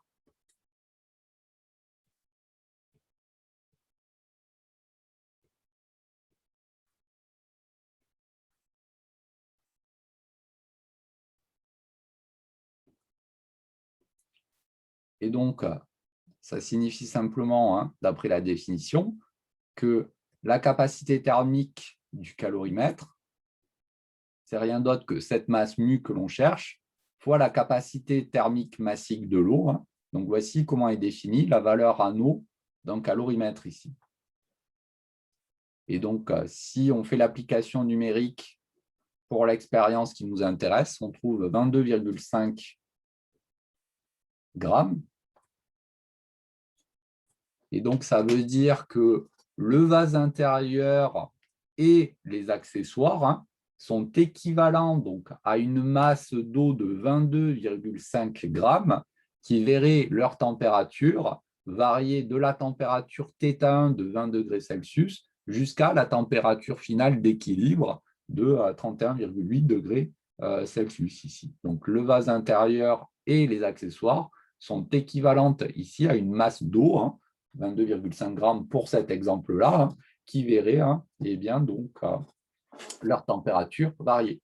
Donc ça, c'est quelque chose que vous devez savoir définir. Donc, dès qu'il y a de la calorimétrie, cette valeur anneau du calorimètre ou la capacité calorifique du calorimètre, ça, c'est quelque chose qui revient de manière assez fréquente. Bien, des questions là-dessus? Alors, on a presque fini pour le coup, le premier principe. Donc, voici pour ces exemples. Donc, ce qui reste à faire, c'est à définir ce qu'on appelle ici l'enthalpie. Donc, l'enthalpie, si vous avez lu le cours, donc c'est une grandeur énergétique qui va être utile pour donc un type particulier de transformation. Ce sont les transformations isobars ou pour les transformations monobar.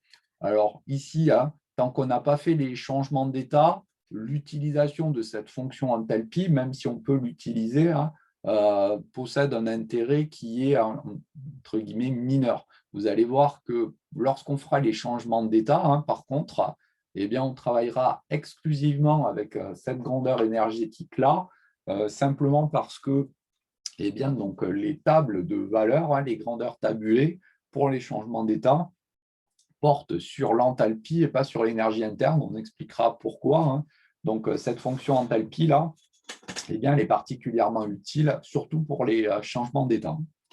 Alors, si on regarde un petit peu donc, comment elle est définie, donc c'est la somme de l'énergie interne plus donc, du produit PV. Donc, remarquez bien que les trois termes qui interviennent sont des grandeurs énergétiques, puisqu'on ne peut ajouter que des grandeurs qui ont la même dimension. Donc, H et le produit PV sont par voie de conséquence également des énergies.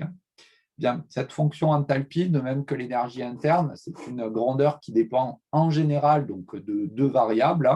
Alors, ça peut être la température, la pression, la température et le volume, ou le volume et la pression, donc du fait de l'existence d'une équation d'état. À partir du moment où on a choisi deux variables d'état, la troisième elle est forcément fixée.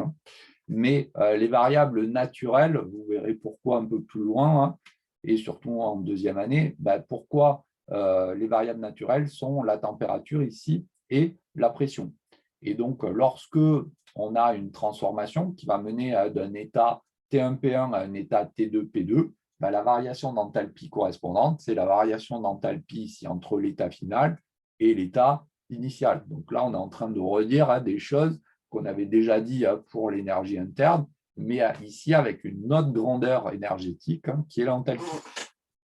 Bon, on avait introduit des énergies internes massiques et molaires. Là, ça va être exactement la même chose.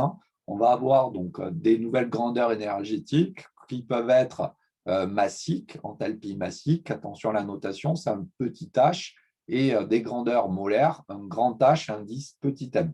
Donc ici, en termes de définition, j'ai envie de dire, il suffit de revenir à la définition d'une grandeur massique ou molaire. Donc la grandeur massique, c'est en l'occurrence ici l'enthalpie sur la masse du système. La grandeur molaire, c'est l'enthalpie du système sur la quantité de matière.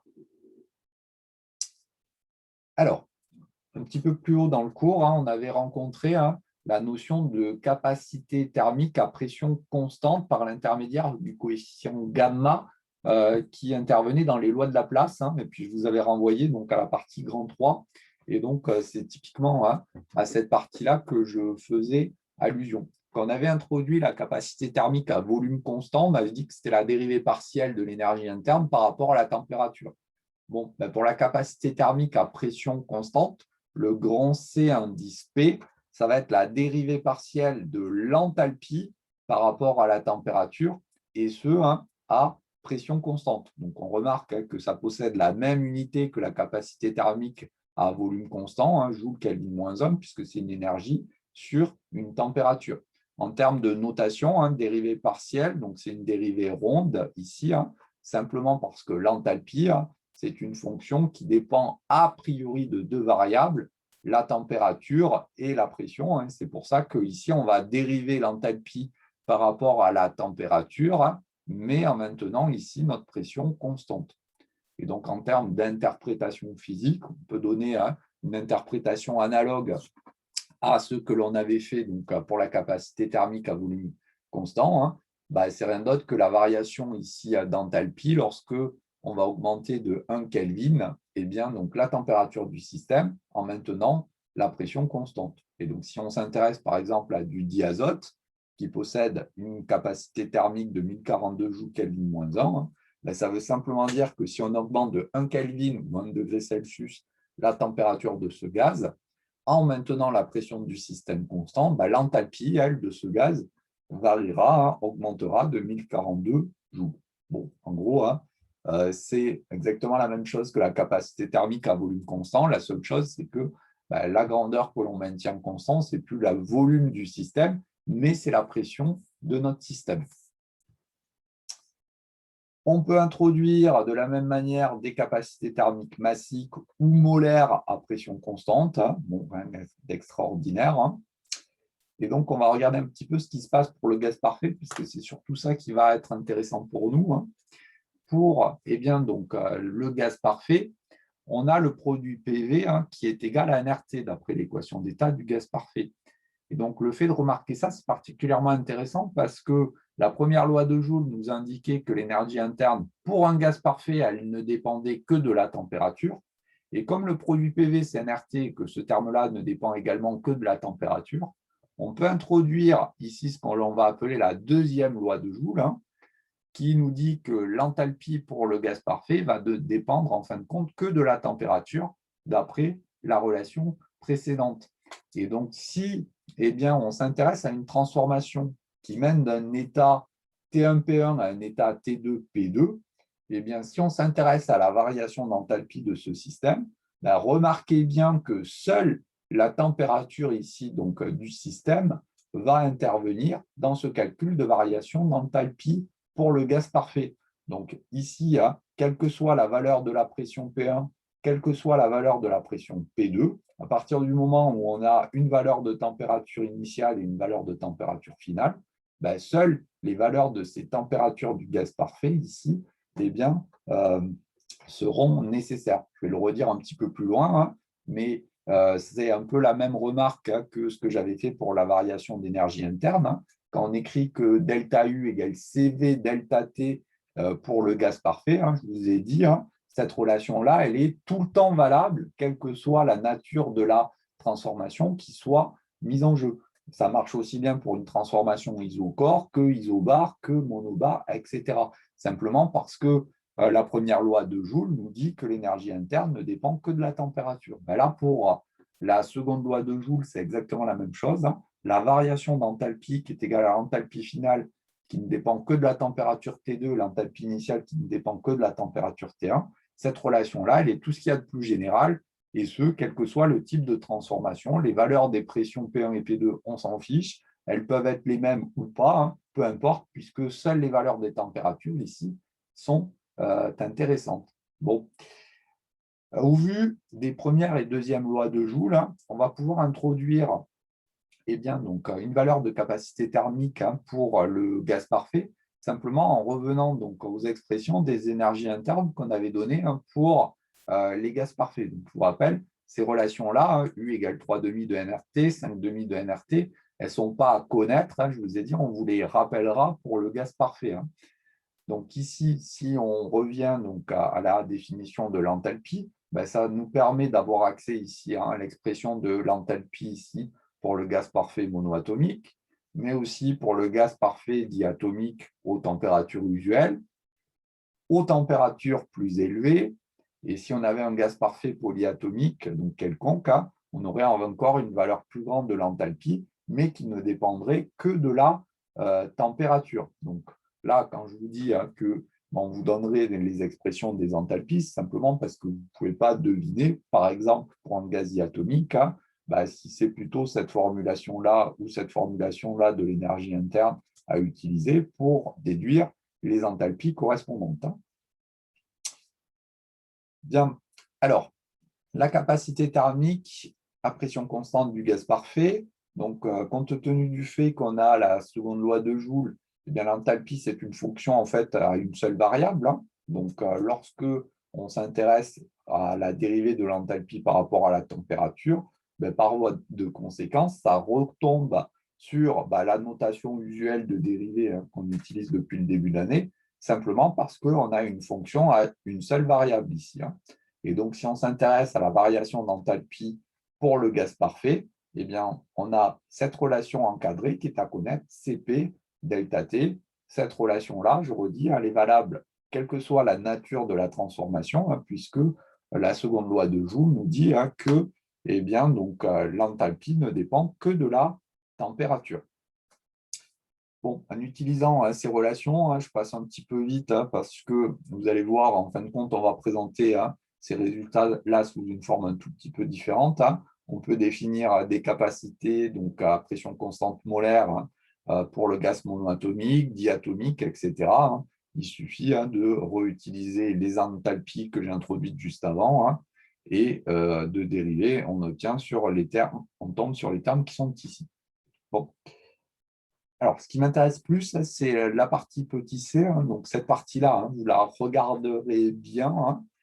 Ça va introduire donc, la relation de Mayer et surtout le rapport gamma Cp sur Cv ici des deux capacités calorifiques. Donc, ce rapport gamma, on l'avait rencontré dans les lois de Laplace dans la première partie du cours. Et donc, je vous avais dit, on le reverra un peu plus loin. Donc là, on y est. Donc, lorsqu'on s'intéresse à un gaz parfait, en général, ce n'est pas ni l'expression de l'énergie interne, ni l'expression de l'enthalpie, ni l'expression de Cv, ni l'expression de Cp que l'on vous donne, mais c'est ici cette valeur gamma, ici du rapport Cp sur Cv. Simplement, avec cette seule valeur de gamma, on peut avoir accès à toutes les grandeurs qui nous intéressent, le Cp, le Cv, les variations d'énergie interne, d'enthalpie.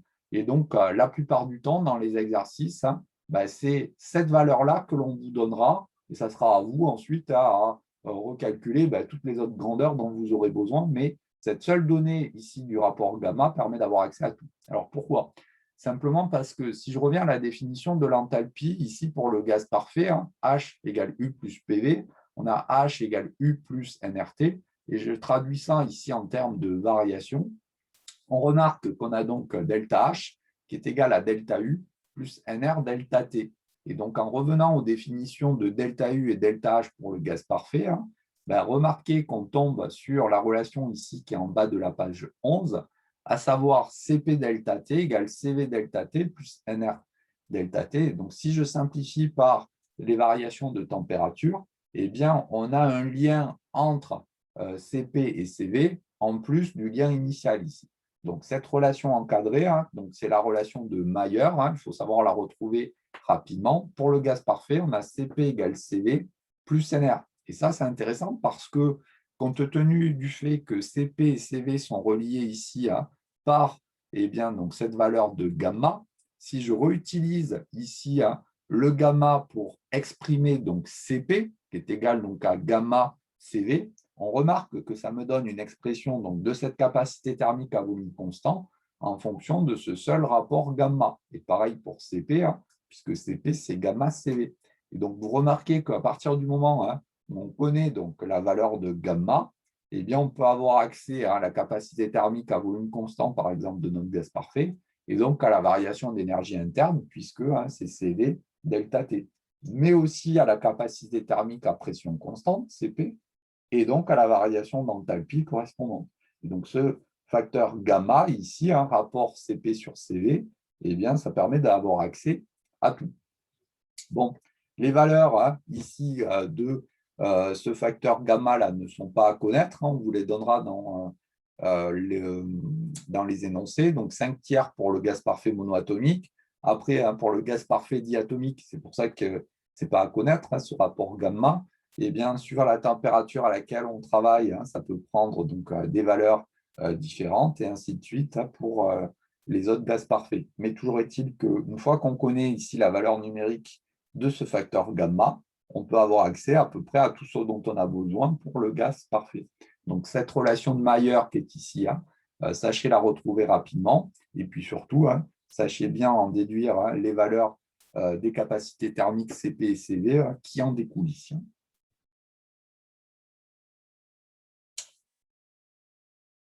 Pour donc, la phase condensée idéale, on avait dit que lorsque on s'intéressait à la variation d'énergie interne, cette variation d'énergie interne, c'était la capacité thermique de la phase condensée idéale fois delta T, avec cette capacité thermique qui était donc générale. Je vous avais dit, on n'a pas besoin de préciser si on est à volume constant ou pas. Alors, la raison, c'est à ce niveau-là qu'elle intervient.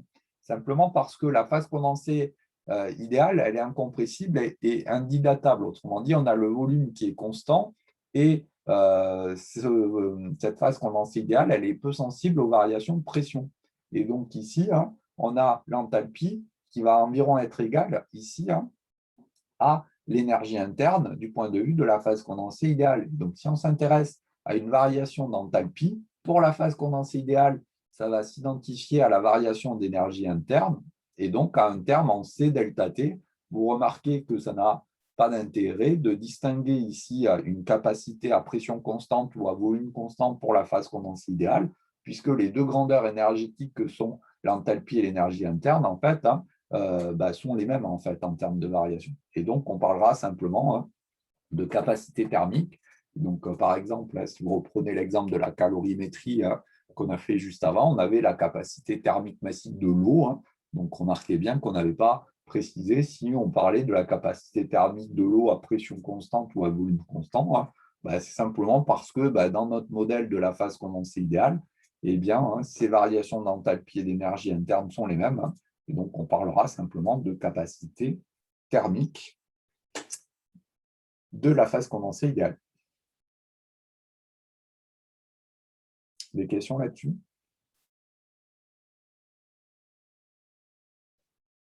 Oui. Vous avez écrit, on a donc H égale à U plus PV environ égal à U, mais cette PV n'est pas nulle. Si. Alors, c'est vrai pour le delta, mais... Ici, pour le delta, bon, on est d'accord. Si je prends le crayon, donc si je prends DH ici, donc pour le delta, effectivement, c'est immédiat.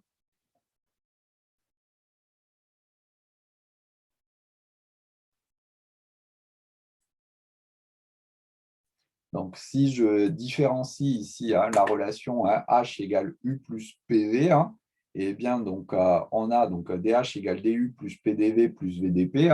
Donc, on a une phase qui est incompressible et indilatable. Et donc, ces deux termes-là sont nuls. Donc, on a DH qui est environ égal à DU. Et donc, ça sera vrai pour les variations macroscopiques également. Donc, ici, effectivement, en toute rigueur, tu as raison, ça porte sur les DH ou les delta H, variations microscopiques élémentaires ou macroscopiques, cette égalité-là. Alors après, dans la pratique, ça revient donc à négliger donc, le terme PV devant le terme d'énergie interne en quelque sorte. Mais ouais, ça marche plutôt quand même, tu as raison, sur les variations. Oui, non, c'était juste l'écriture, enfin mathématique qui me dérangeait un peu. Mais... Oui, d'accord. Bon, et donc pour finir, eh bien, donc, on va s'intéresser à la formulation donc, du premier principe pour un type de transformation particulière. Donc attention, la petite démonstration que l'on va faire là, gardez à l'esprit qu'elle n'est valable que pour les transformations isobars ou monobars.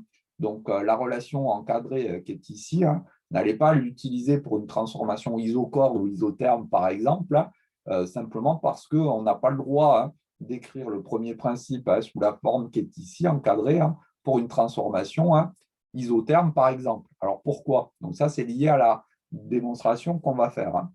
Donc ici, je prends un système qui est quelconque. Ça peut être un gaz, une phase condensée ou tout ce que l'on veut. le tout, c'est d'avoir la transformation qui est isobar. Donc, on a un état initial avec un état P1, V1, T1 et un état final avec un état P2, V2, T2. Et comme la transformation est isobar, on a la pression P2 qui sera égale à la pression P1.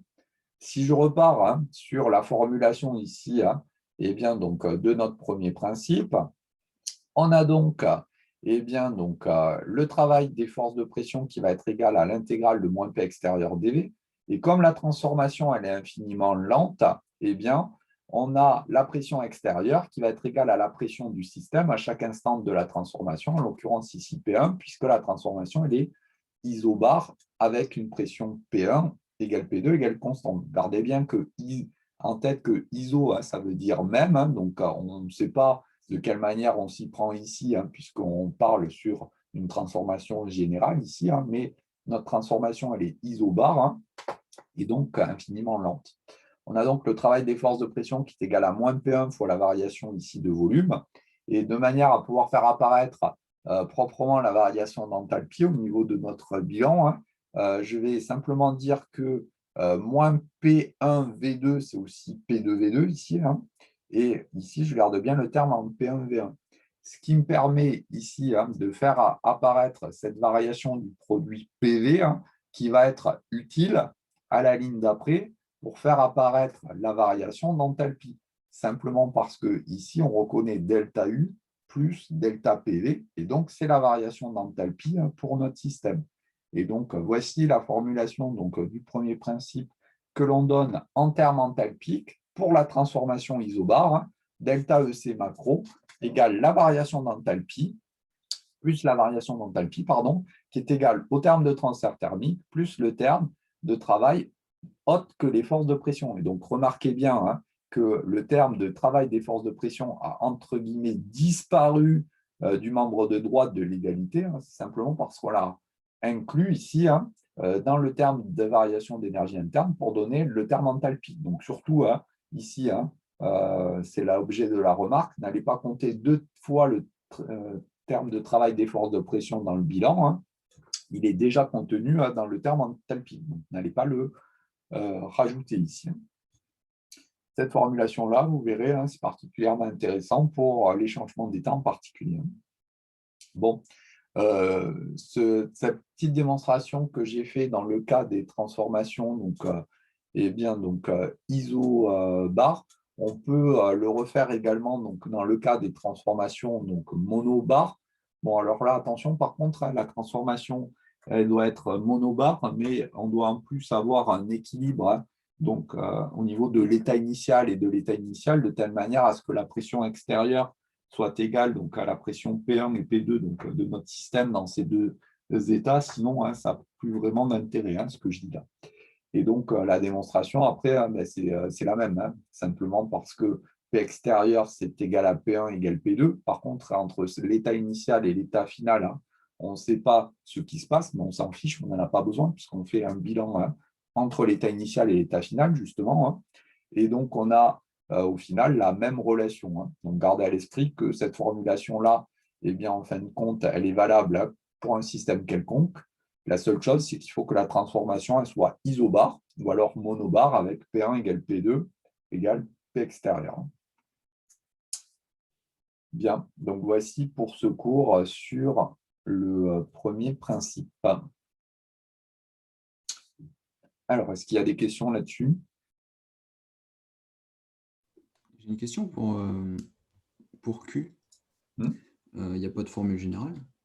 Non, et c'est bien ça le problème, c'est que le seul moyen d'avoir accès au terme de transfert thermique, c'est de déterminer tous les autres termes du bilan, donc par exemple le delta EC macro, le delta H, le travail hot, pour ensuite appliquer le premier principe et le déduire du bilan. Mais c'est le seul moyen d'y avoir accès. Oui, monsieur. Oui. Est-ce que c'est le seul moyen à notre niveau ou même n'importe qui Alors après, il y a des relations qui permettent de s'y prendre de manière un tout petit peu différemment pour évaluer le terme de transfert thermique. Disons, en utilisant le premier principe, on ne peut pas avoir accès au terme de transfert thermique autrement que par cette manière-là, en fait. Ok. Oui, monsieur. Oui. Du coup, ça veut dire que si on prend en parallèle la formulation de basique de première, du premier principe, ben, on aurait le delta U qui serait compris dans le delta H directement. Oui, on peut le voir dans les deux sens, oui. Mais du coup, c'est le delta H, il englobe, ça veut dire qu'il englobe plus d'informations sur l'énergie que le delta U?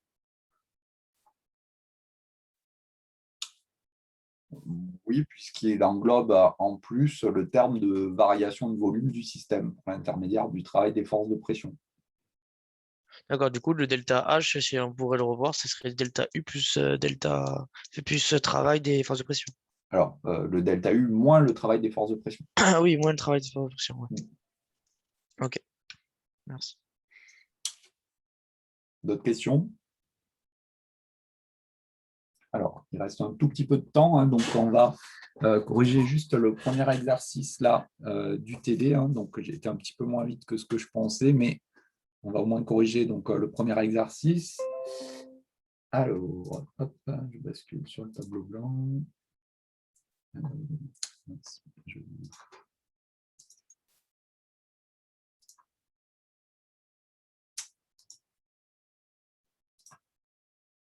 Alors, dans le premier exercice, ici, on s'intéresse ici au chauffage d'un gaz par agitation. Donc, si on regarde rapidement, ici, on a un réservoir rigide calorifugé. Donc, les parois ici sont athermales, qui va contenir 600 grammes d'hélium à la température de 25 degrés Celsius, pression 3 bars. L'hélium, il va être brassé à l'aide d'un agitateur de puissance utile 15 watts. Et on vous dit, on le fait fonctionner pendant 30 minutes. On vous demande de déterminer la température finale, ici, T2, et la pression finale P2, ici, de l'hélium. Bon, là, en soi, on va simplement appliquer ici le premier principe. Il faut juste donc, écrire les choses un petit peu proprement. Donc, ici, alors, quand je dis écrire les choses un peu proprement, c'est lié en particulier à la définition du système. Donc, je vais prendre ici comme système mon gaz parfait, l'hélium, donc plus ici l'élette.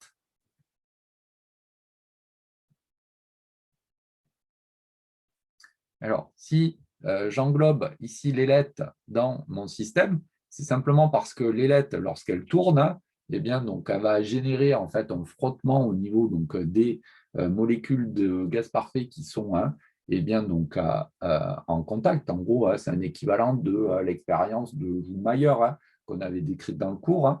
Et donc, si on n'a pas envie de s'embêter, il vaut mieux inclure l'élette ici dans le bilan. Alors, si donc, j'écris ensuite le premier principe, on a delta EC macro, donc plus delta U qui va être égal donc, au terme de transfert thermique plus le travail des forces de pression plus W autre ici. Donc, il va falloir donc, évaluer donc, proprement les différents termes. Donc là, on suppose, donc on ne vous dit rien sur la vitesse ou la mise en mouvement en fait, de l'élette. Donc, on suppose qu'on a un régime permanent qui est atteint là où la vitesse de l'élette elle est constante. Et donc, on a le repos macroscopique pour l'ensemble du gaz.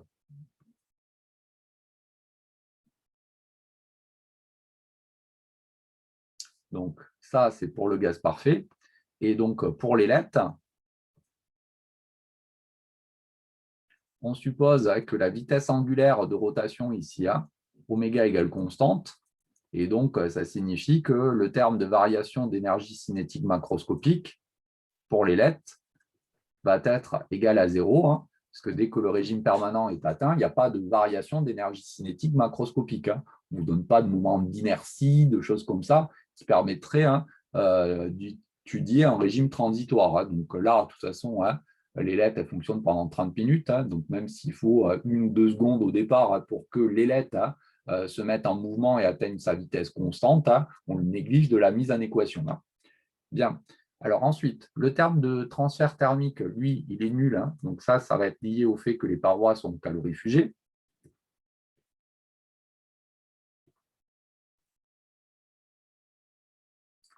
Le travail des forces de pression ici, il va être nul également, hein, puisque la transformation, elle est isochore pour le gaz parfait. Et donc, le delta U ici, hein,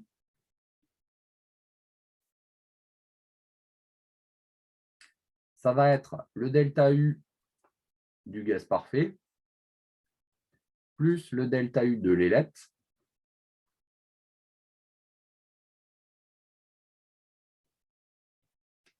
Bon, au niveau de l'élette, hein, si vous regardez, à aucun moment hein, on vous donne une valeur de capacité thermique pour l'élette. Hein, et donc après, hein, c'est un peu toujours la même chose. Hein, donc quand on fait un exercice de mécanique, hein, si on ne vous parle pas de frottement, hein, bah, je vous ai dit, hein, n'allez pas rajouter par vous-même des frottements parce qu'il en existe hein, tout un tas de formes de frottements et vous ne pouvez pas deviner lesquelles il faut utiliser. Bon, bah là, c'est un peu la même chose. Hein, on ne vous donne pas de valeur de capacité thermique pour l'élette.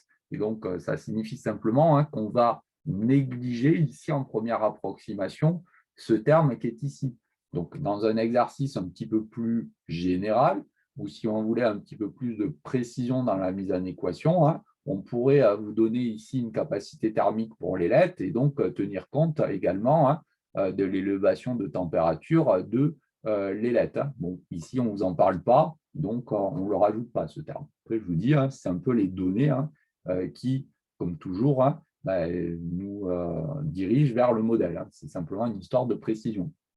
Donc, pour le gaz parfait, on va avoir donc, CV, donc delta T. Donc, CV, ici, T2, température finale, moins la température initiale, T1.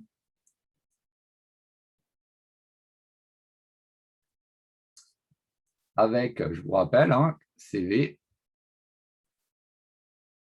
qui est égal à NR sur gamma moins 1.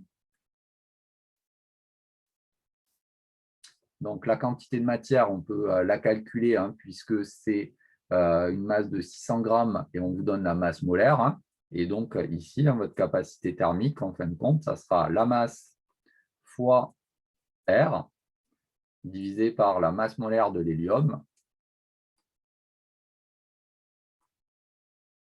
Donc, fois gamma moins 1. Donc là, on est typiquement hein, dans le cas de figure hein, que j'évoquais juste avant dans le cours, hein, à savoir eh bien, donc, que la plupart du temps, hein, c'est la valeur de gamma qu'on vous donne. Hein. Donc là, en l'occurrence, 5 tiers, donc c'est normal puisque c'est un gaz parfait monoatomique. Hein. Et donc, ici, hein, si on fait l'application numérique, on a donc une capacité thermique de 1800 Monsieur, 71, oui. on n'a pas de travail autre? Alors, si, j'y viens, hein, je n'ai pas fini. Hein. Donc, 1871 joules Kelvin moins 1. Bien. Il me reste donc ce dernier terme à évaluer, hein, c'est le travail autre. Donc là, hein, si on relit un petit peu l'énoncé, hein, on vous dit que l'hélium est brassé à l'aide d'un agitateur de puissance utile 15 watts pendant 30 minutes. Alors, ça va être le travail autre, simplement parce que l'arbre qui est ici, hein, alors on ne vous indique pas comment on s'y prend pour faire tourner l'arbre, mais si l'arbre ici, il tourne, si cet agitateur, il tourne, c'est simplement parce qu'il doit être branché sur un moteur et que ce moteur va amener donc de l'énergie. Et donc, ce W autre, ici, hein, ça va être rien d'autre que la puissance utile, donc PU, fois la durée taux ici. Et donc, on va avoir par voie de conséquence le bilan hein, qui nous dit donc que delta U va être égal à PU fois la durée de fonctionnement du moteur. Et donc, CV T2 moins T1 qui va être égal à la puissance utile fois taux. Et donc ça nous permet d'avoir accès à la température T2. Hein.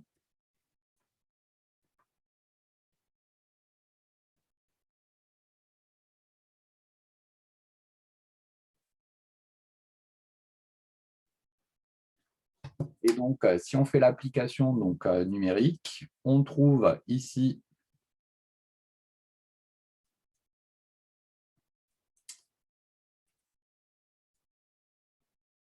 une température.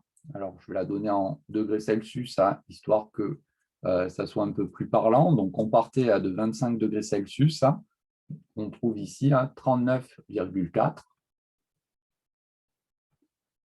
degrés Celsius.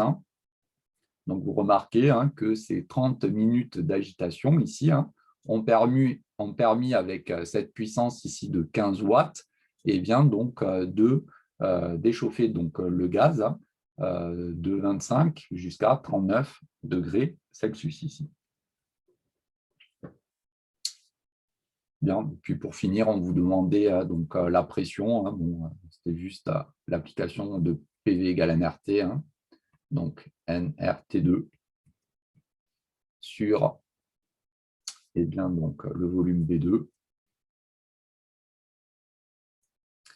Donc là, il faut faire un petit peu attention juste au niveau de l'application numérique. Donc si vous regardez les données, la quantité de matière, on peut facilement y avoir accès puisqu'on a la masse.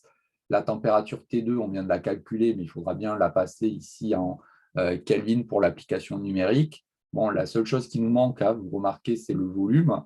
Donc le volume, pour y avoir accès, il faut utiliser l'état initial puisque on vous donne la pression initiale, la température initiale. Donc on sait que P1 V1 c'est égal à nRT1. Donc, si on fait l'application numérique, ça permet d'avoir accès au volume. Donc, ici, le volume que j'ai appelé V1, eh bien, il vaut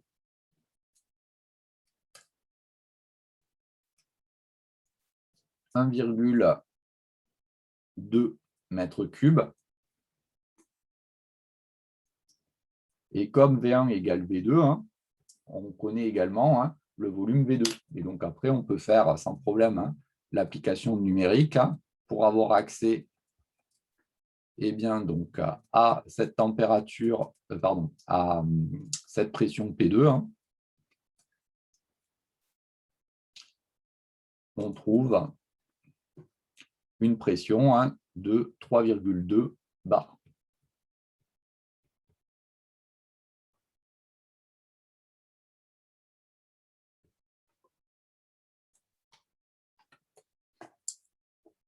Bien, voici pour ce petit exercice. Monsieur? Oui. La puissance fois un temps, c'est homogène à Joule Kelvin moins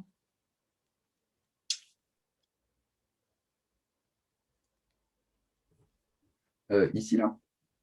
Donc, oui. Puissance fois un temps, c'est une énergie. Oui. Donc CV, c'est la capacité thermique. Quand on joue le Kelvin moins 1, donc si on multiplie par une température, on a bien une énergie ici. Ah bah oui. Mais comment vous l'avez déduit, le puissance fois taux? Ici, là?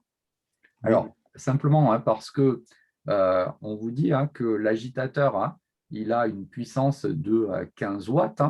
Donc là, imaginons qu'on ait un moteur derrière. Donc, le système, il n'est pas décrit, mais on a un moteur qui va être branché sur le secteur, par exemple. Et donc, si on imagine ici qu'on a un moteur qui fait tourner en fait notre arbre, et ensuite que le moteur, lui, il va être alimenté par un générateur, la puissance ici du moteur, ça sera U fois I, donc P égale U, où U, c'est la tension d'alimentation, et I, c'est l'intensité qui traverse le moteur. Et donc, l'énergie associée au moteur, ça sera la puissance du moteur fois la durée delta T de fonctionnement. D'accord jusqu'à présent? Oui. Bon. Alors, ici, cette puissance du moteur qui va être amenée électriquement, parce que le moteur est branché sur le secteur et qui fait tourner l'arbre, ce P égale UI, c'est ce qu'a appelé ici la puissance utile, en fait, de notre moteur qui va être transmis intégralement à l'arbre. Donc, on ne vous a pas décrit la manière dont on s'y prenait pour faire tourner ici cet agitateur, mais en gros, c'est parce qu'il est relié à un moteur qui est lui-même relié au secteur. Et donc, l'énergie associée ici à ce moteur, qui est égale à PM, donc à la puissance utile fois delta T, on va la retrouver intégralement, cette énergie transmise à cet agitateur. Et donc, gardez à l'esprit que ce travail autre, c'est rien d'autre que l'énergie qui peut être amenée par telle ou telle force. Et donc là, en l'occurrence, ça va être l'énergie donc associée à ce moteur qui est branché donc, sur le secteur, qui va être transmise intégralement à notre agitateur. Donc, c'est la puissance utile fois la durée de fonctionnement. Ok, ça marche. Merci. Bien. Alors, on va... Oui, j'ai une question, parce que du coup, on considère que l'hélice tourne à vitesse constante, mais à l'intérieur du récipient, ça va créer un flux et pas forcément, par exemple, si ça se met un peu à tourner, au centre, ça n'aura pas la même vitesse qu'à l'extérieur. Alors, c'est pour juger de l'approximation un peu, je ne sais pas. Alors, ça, je suis bien d'accord. Alors, après, est-ce que